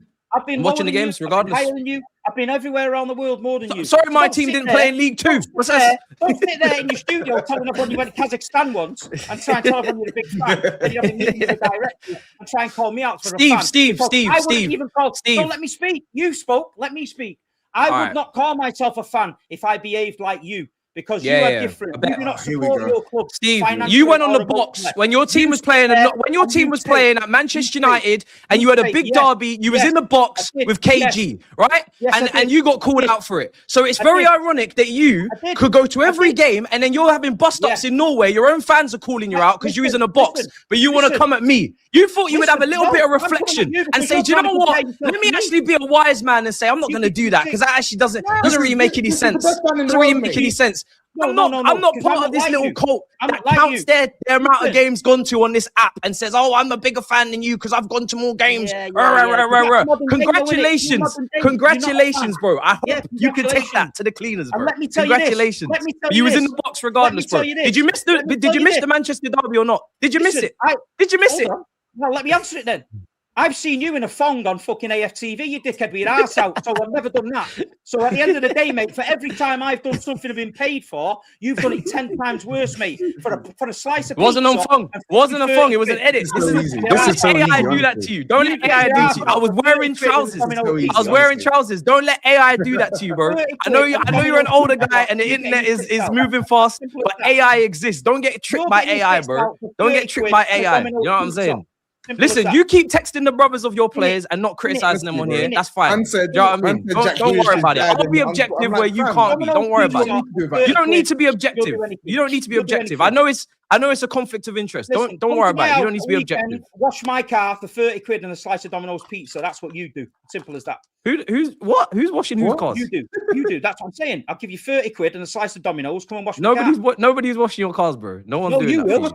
No one's doing that, bro. Hey, you've done it for less. What's this guy talking about? Yo, man, this getting crazy out here, man. We go back to the TV and never. 2 weeks. It's 2 weeks. For 2 weeks on this show. For 2 weeks on this show, people have tried to say I don't criticize my players. Let me just tell you this: why do you want me to criticize my players? It's my channel, with my fans. If I want to say Pep's picked the wrong team, blah blah. Right, that's my. If I want to go in the car park and scream, Pep's picked the wrong team. We need to get rid of him now. We need to do this. We need to do that. We need to do that. I might get more views, But when I go to the match, something you don't do, everyone will come up to me and go, "You're a prick, mate." Seeing you in the fucking car park, and that's the difference. I won't do that. Listen, if the match goer's validation is important to you, then fair enough. But I don't need that. I don't need the validation. I'm not gonna lie to you. I don't need other men coming up to me in the street and telling me, "Oh, you can't say this." Oh, I don't work like that. If that's how you work, if other guys are coming up to you in the street and telling you what you can and can't say online, that's your business. But me, I'm not going to let no other man on the street come up to me and tell me what I said on YouTube is a problem. If other men are going to dictate how you talk, that's your business. But do not put that on me. Don't put that on me, bro. I can go to the game. You know I can. Don't do that. You know I can go. That's ridiculous. Don't do that. That is ridiculous. I can't go. You're really gonna try and tell me I can't go to the game? Why are we getting beaten up? Why not? Why can't I go? I wouldn't last 5 minutes at the game. What do you think's happening at the game? This is not 1970s, bro. No one's getting bossed up at no games, bro. No one's getting bossed up at no games, bro. You can go, no problem. It's not a problem. This is England, bro. This is England. This is not Serbia, bro. You're talking like as if there's ultras and hooligans out there that are moving mad. No one's moving nothing. Nobody mentioned it. I said you won't last 5 minutes because you'll be pulled up about your antics. Nobody's. Bro, pull up about what? No one's pulling me up about nothing, bro. Who?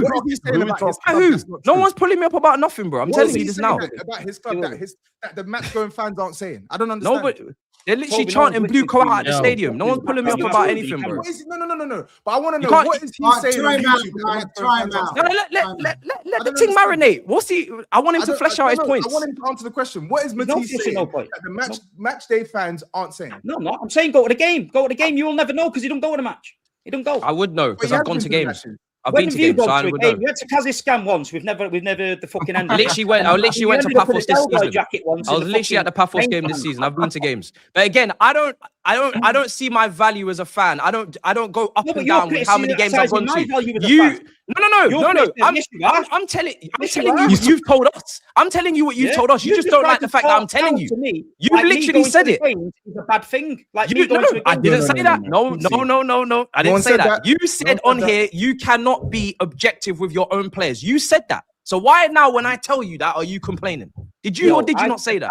What I've said to you is online. The way you go about things is different to me. You cannot tell me. You on here cannot tell me how I've got to react, right? So if I come out of the ground and I'm fuming and I criticize the players in a certain way, I don't have to justify the way I react to the way you react. I don't come on here and say, why are you saying that about your players? Because it's your players. But don't try and make it out like I'm only saying that because I go to the games or I've worked with certain players, because that's not true. So you're saying that just taking the piss. But then when I throw it back on your toes and say, you don't matter what you say. I've been and seen worse players than I'm seeing now. How can I stand there, right, and call Erling Haaland a lamppost and all this and start ripping him apart? Nobody's asking you to call him. No one's asking for that. No. This is what people have said this. When I've watched players beforehand who have been absolutely trash and I've slagged them to death. When Man City fall deep and in the shit, there'll be nobody criticizes them more than me. But I'm not doing it just for likes. I do one video a week on my channel. If I wanted likes and things like that, why would I not do it? If I wanted to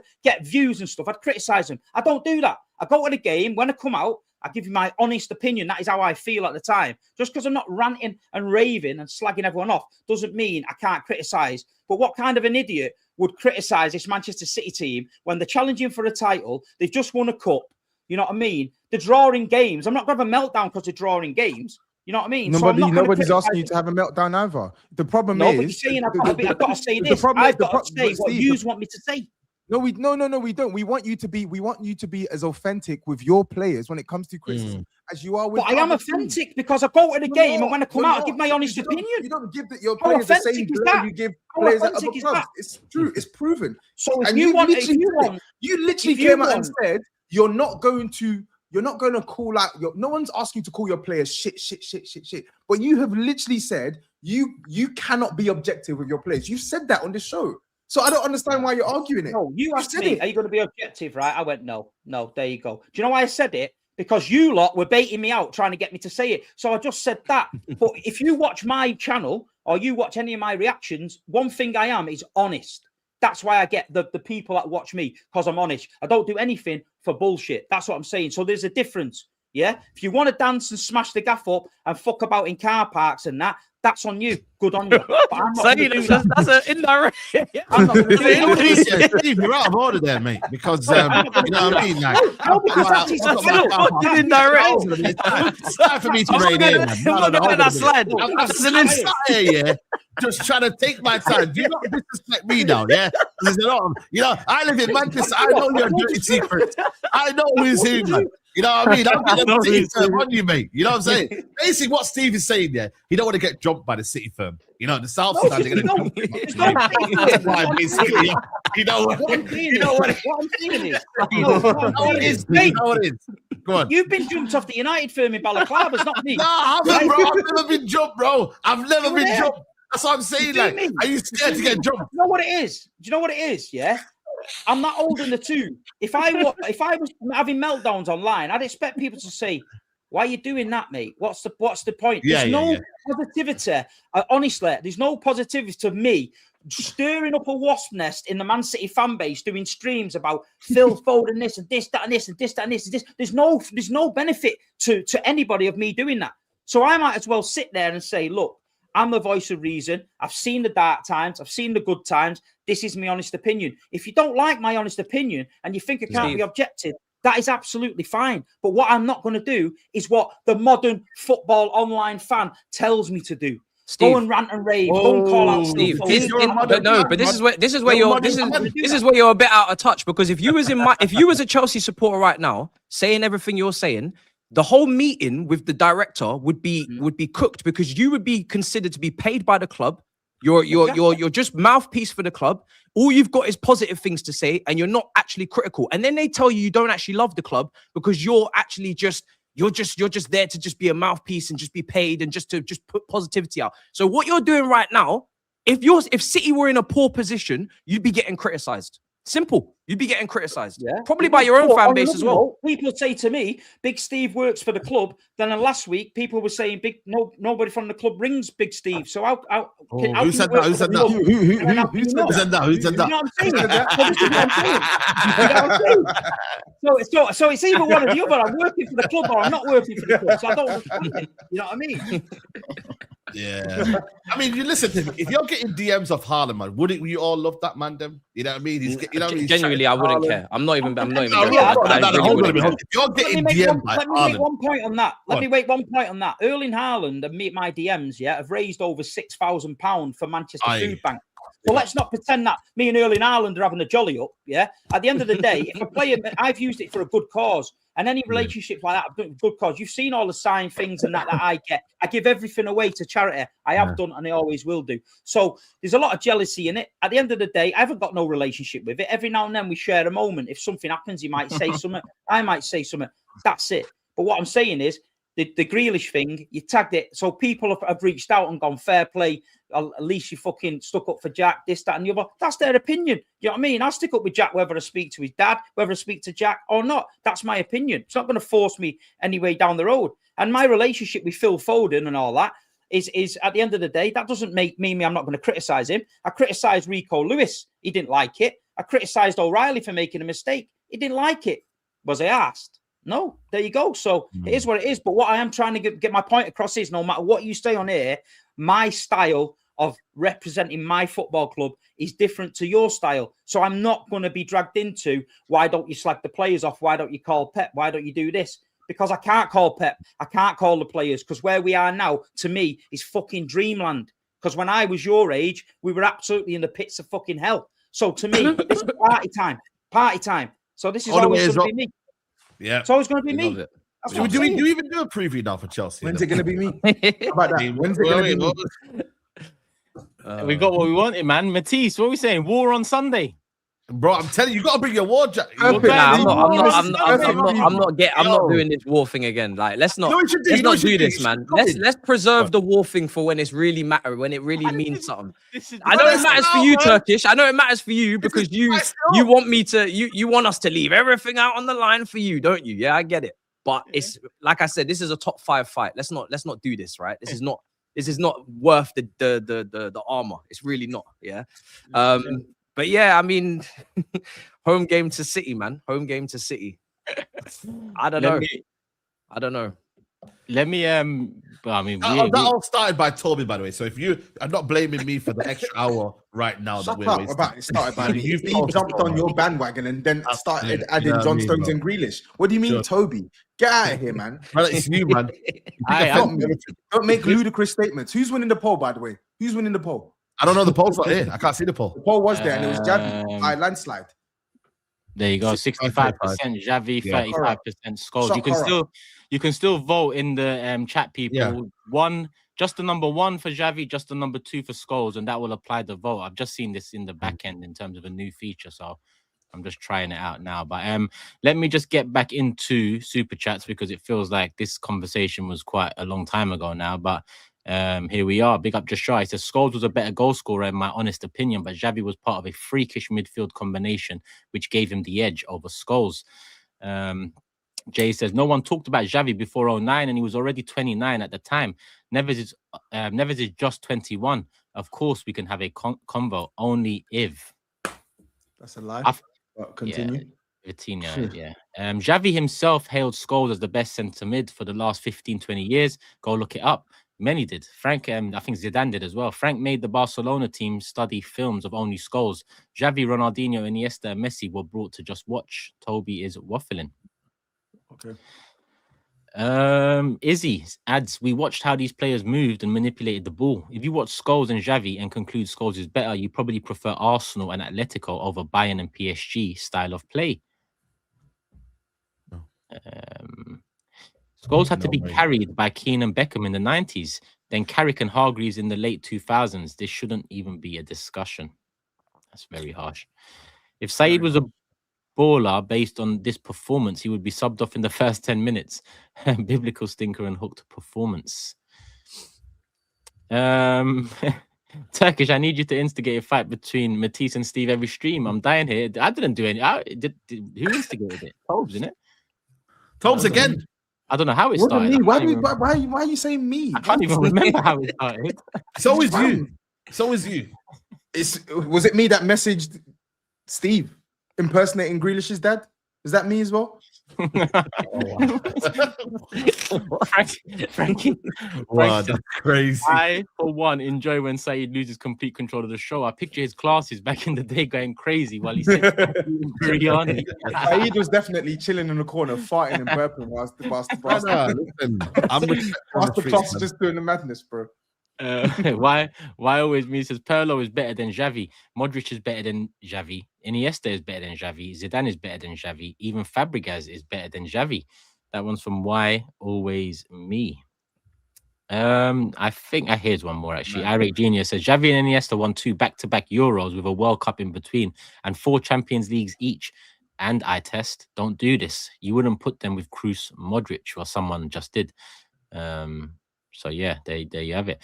Frankie said, did you know for 6 minutes last night in the PSG Liverpool game, PSG chained 89 passes without Liverpool touching the ball. The play ended in Kvaratskhelia goal. I don't know about that, 89 passes. Team trophy logic for individuals is so stupid. They could win as many Champions Leagues as they want. They're not better than Xavi and Iniesta. Thank you. But TOBS is the one that's waffling. Thank you. Blues Kid says, would look forward to a video for your top 5 players of all time, with the standard being to select players, any position, not a team, to play one game for your life at their absolute peak. That's not a bad, like, that's an interesting way to. So basically you build a 5-a-side team of just 5 players. Yeah, we'll work something out with that. Kvara has a younger brother called Tornik that plays like him. SAEED is next season a make or break season. Well, we'll get that one in the United segment, SAEED, but every season make or break for United. They're a big side, the biggest, and They need to be competing. Nobody spoke about Xavi pre-2009. That was the quote earlier. Did these people not watch him dominate the Euros in 08? His performances versus Germany, one of the best I've seen. That one's from Adam, Top. City fan. Top. And I think that's it on that subject there. So this one's from Bencha, says Saliba and Gabriel top 5 Premier League centre-back pairing if they win the double, with the worst attack to win each comp. With the worst attack to... And stop blaming Arteta because our wingers are shit. Saliba and Gabriel. Brother, I mean, I don't know what you're talking about, but Arteta kept the wingers, right? So there is part blame there. But we move. Let's do predictions. Arsenal, Bournemouth. I'm gonna go 3-1 Arsenal. SAEED. I'm gonna go 2-1 Arsenal. Steve. 1-1. GRIZZ. 2-0 Arsenal. Matisse. 2-1 Arsenal. And TOBS. 2-1 Arsenal. 2-1 Arsenal. Cool. So that's all in. All wins predicted, and the 1-1 from Steve. Cool. So I mean, the Chelsea City conversation didn't start, but Matisse and Steve did start. So yeah, SAEED, is it over to them next? I assume so. Yeah, man. That's the next biggest game, isn't it? Chelsea, Man City. I mean, we've heard from Matisse, to be fair, on that one, haven't we? Yeah. It's more of a big. I think it's a bigger game for. Yeah, it's a bigger game for Man City. Yeah, Steve, what are you saying? Listen, we can't afford to lose. We can't afford to draw. It's a win. It's just a win now. Every game from now on's win. We can't. If we lose or draw any game from now to the end of the season, it's over. Simple as that. So it's operation win every game again.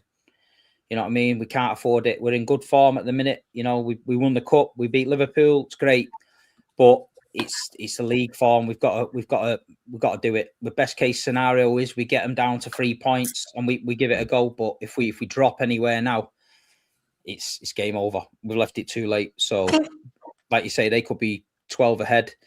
If they lose or draw, it gives us more incentive to go. But Chelsea, Stamford Bridge.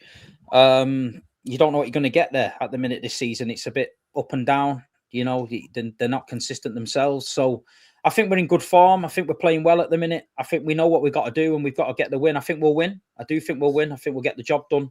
But I don't think it's going to be easy. You know what I mean? And yeah, it's going to be a bit nervy, I think. I can't wait, man. Yeah.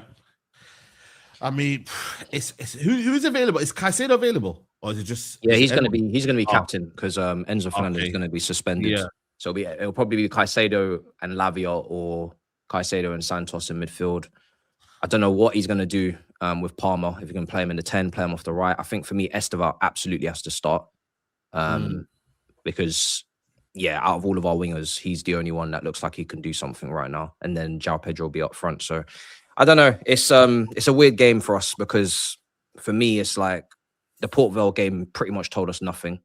And before the international break, we were arse. So I don't really know if the time is going to help us, just the time away from the matches and then coming back and having a bit of a new lease of life. But my biggest issue is these centre-backs. If these centre-backs are up against Haaland, any combination of these centre-backs, it's a big problem because that guy, whether or not he's been in a drought prior to the hat-trick or whatever, he's still Erling Haaland. And he's a handful. If he's getting service, it's a long day. He's going to score. So I don't really trust our centre backs against anyone. I certainly don't trust them against the best striker in the league.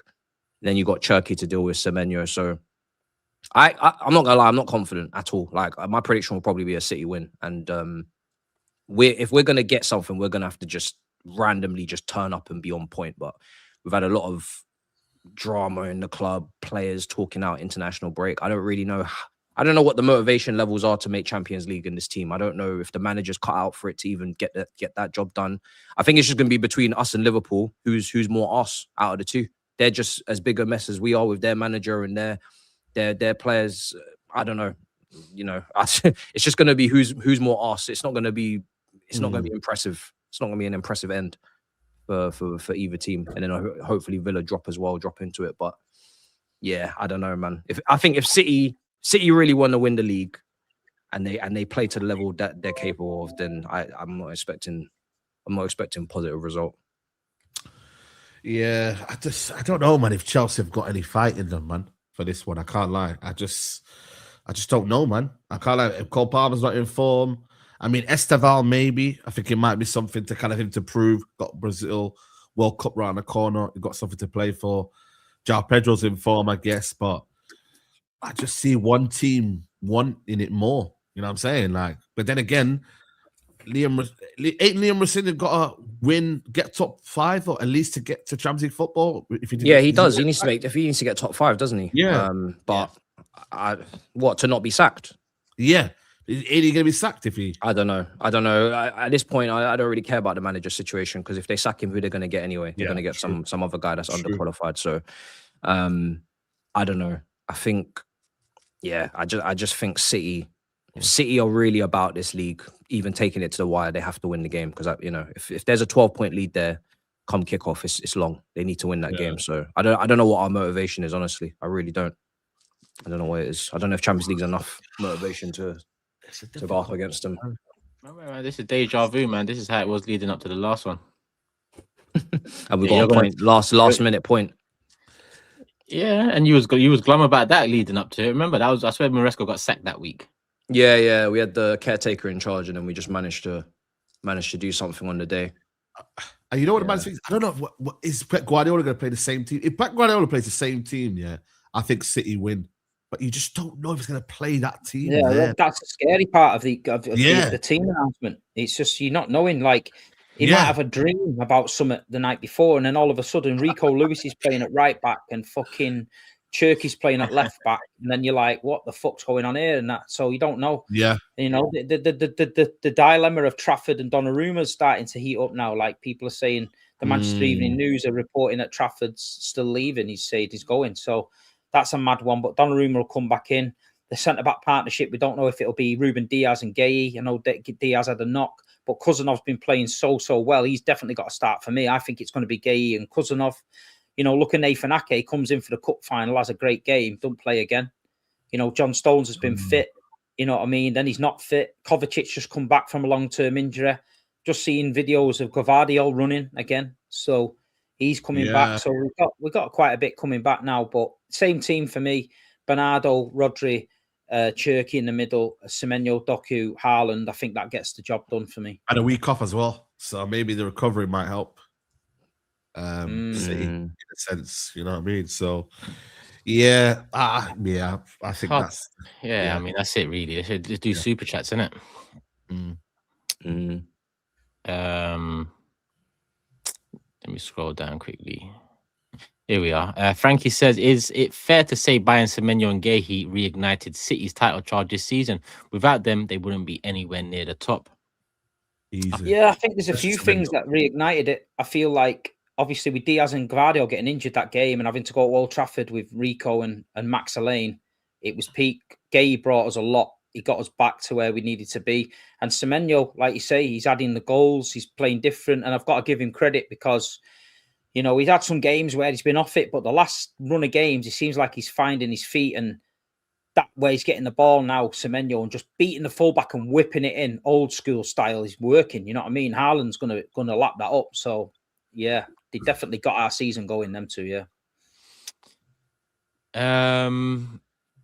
I think that's it on City. There is other super chats, but I'll save them for when we need to, you know, get the miscellaneous in. All right, cool. Yeah, that's all City's done. Let me just double check quickly. Actually, here's a question from Lucian. This one came in earlier. Steve, who is the best English player you've seen at City? For me, it's Stones and Wright Phillips. Second, best show on YouTube. Big up, Lucian.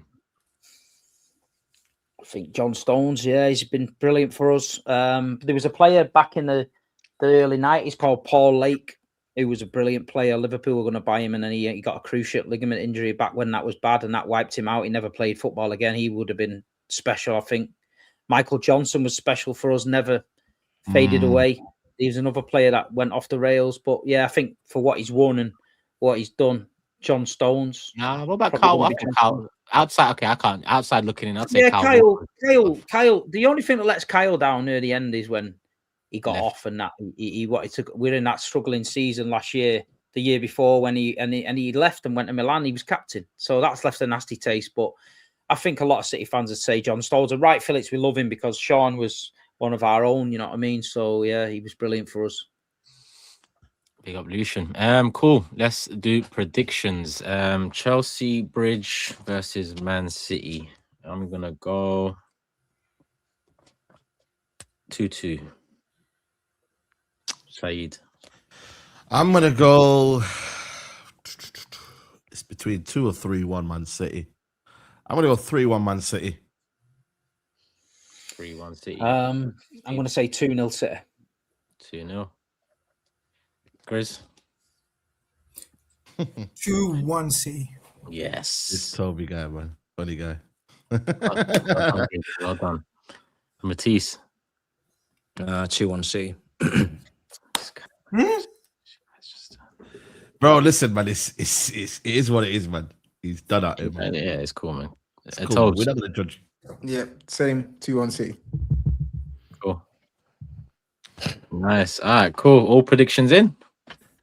Only a couple fixtures left. This one came in. LFC says TOBS Scholes was that good. He didn't even start the 09 final and only came on in the 75th minute. He's not even close to Xavi. Blues Kid says, I asked because one day my friend put Lewandowski, Ibra, and Benzema over R9. I mean, you might need to slap your friend. And I realized, man, I've lost the plot. Please do the legends justice, particularly R9, who gets overshadowed. Top 3 all time. R9 is the best striker I've ever seen. You know, prime R9 is the best striker I've ever seen. Yeah, there you go. And I think Steve said the same thing on one of our in-person debates. This one, look, Jump. You must have heard me before. He says, you guys are 3 more shows away from shaking the Big Six foundation. These are getting personal. Careful, boys. You worked hard for it. Steve is right to not criticize serial winners for a lean period. Man, shut your bitch ass up, man. Honestly. yo. I'm tired of this shit, bro. Allow the man have it. Let him have his concerns, man. Shit, man. Honestly. Let him have his concerns, man. Get out of here, man. No, man. I'm telling you now. We just got a message from Misfits boxing. They're sorting it right now. So Big Six Royal Rumble, man. Tell them. Royal Rumble, man. Shout out, done a Royal Rumble before, man. Yeah, man. You know what I'm saying? If the money's right, but Jump, seriously, like, there was nothing personal amongst all of that. And yeah, as the host, if there was anything ever personal, this thing will get locked off because, like I said, this is bigger than a YouTube show.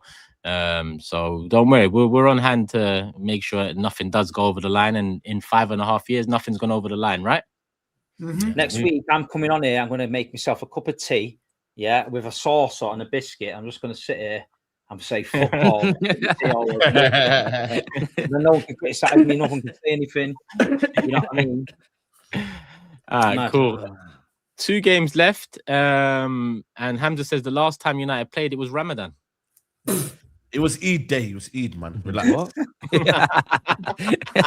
Be more specific, man. It was Eid day. I remember Friday. That is brilliant. That is brilliant.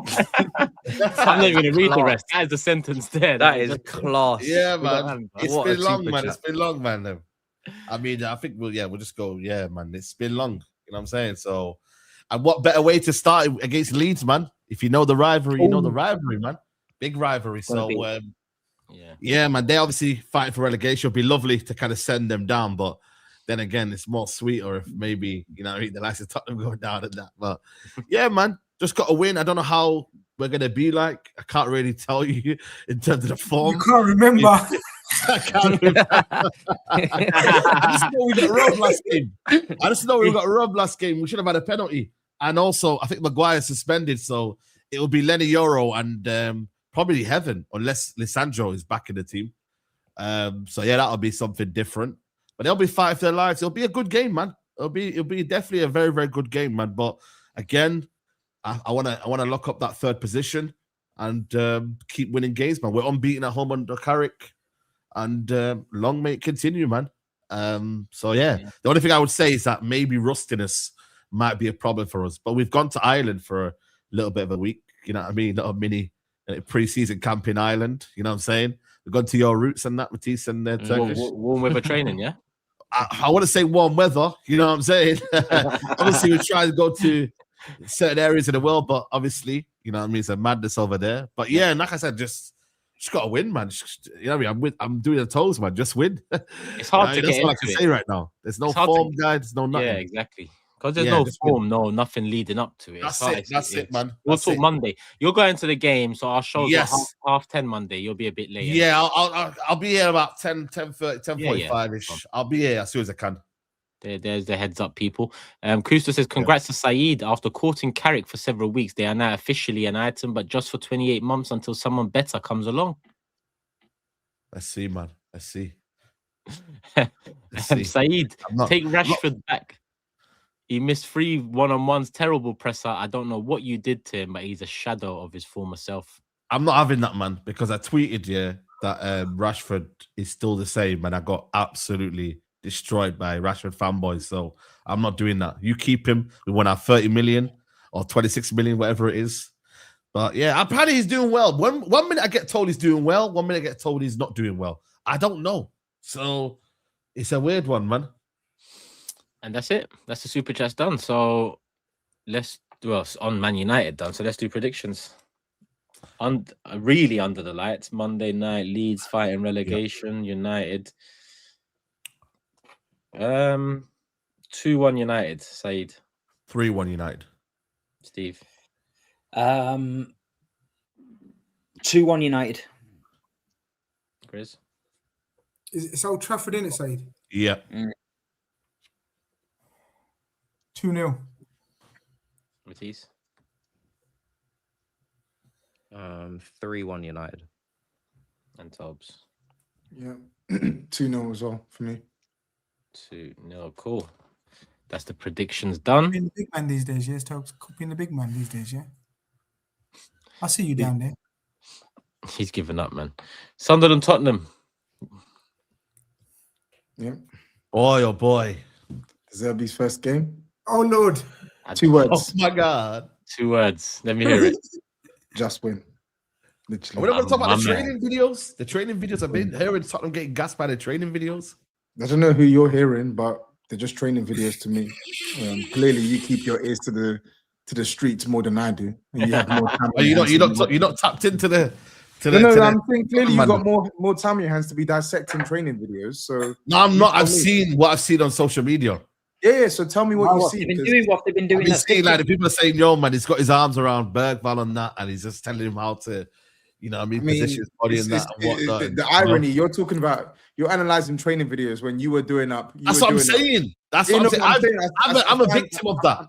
I'm letting you know. I'm saying it would come from you because you were rating Amarin off drip. Like, you were telling us he's the best thing since sliced bread because he was wearing Montclair and stuff. So yeah, so I'm letting you know, like, I'm actually speaking from experience. I'm letting you know. Cool. Are you getting sucked into that because it's I've just told you I don't give a shit about training videos. It's the results and the performances that matter. I'll leave the training videos and what he's wearing to you. I care about what happens on the football pitch. Yeah. So for me, that's all that's important this weekend. You don't care because you just said just win. Yeah, because I care. We need to win. What are you talking about? But I want you to, like, you know what I mean? Like, just dissect it a little bit. You know what I'm saying? That's what I'm trying to do. But you've obviously interrupted me. But clearly, you care more about training videos and Montclair jackets than actual. Yeah, you interrupt a lot. So have you watched his press conference? Have you been inspired by anything that he's said? Like, he hasn't had a press conference yet to preview a game. He's only had his welcome press conference, and it was. I don't know what you want me to say. Like, I've seen 2 managers already this season. What's he going to say to me in the press conference that I've not heard from other managers? It's about what he does on the football pitch that matters for the umpteenth time. Sorry. Like, that's all that matters. All of that other shit is secondary.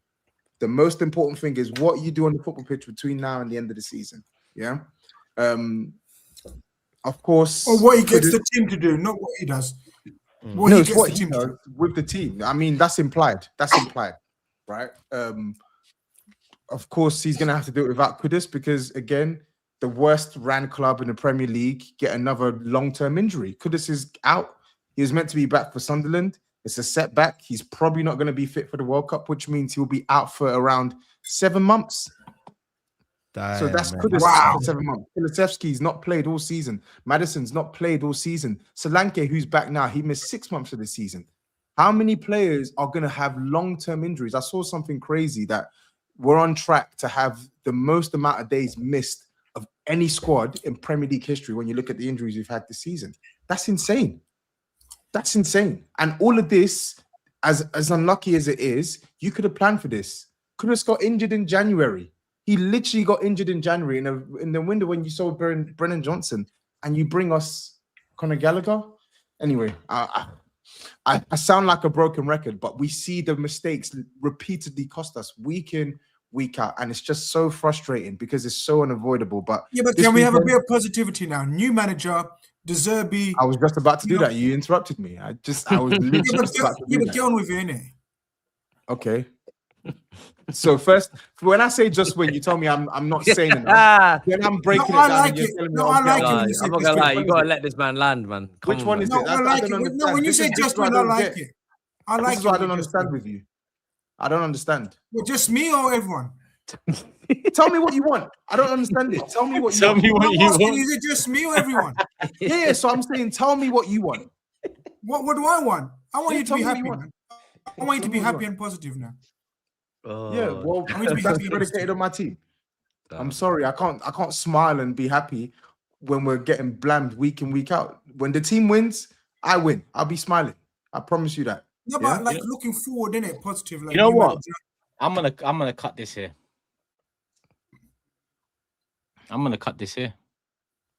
Okay. You want him to just build up false hope based off of nothing, and I'm just gonna sit here nearly 2 hours into the show and listen to him pretend like do I believe speech basically. Leave him to it, man. There's no I believe. We need to win. There's no I believe. Yeah, no, I know, but I need him to win.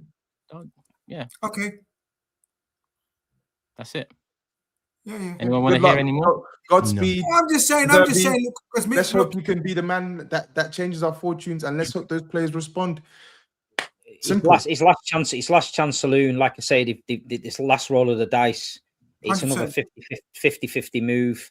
We've got to see a bounce. We've got to see something. We've got to. You know what I mean? We need to see something. If you don't see anything this weekend at Sunderland away, it's game over.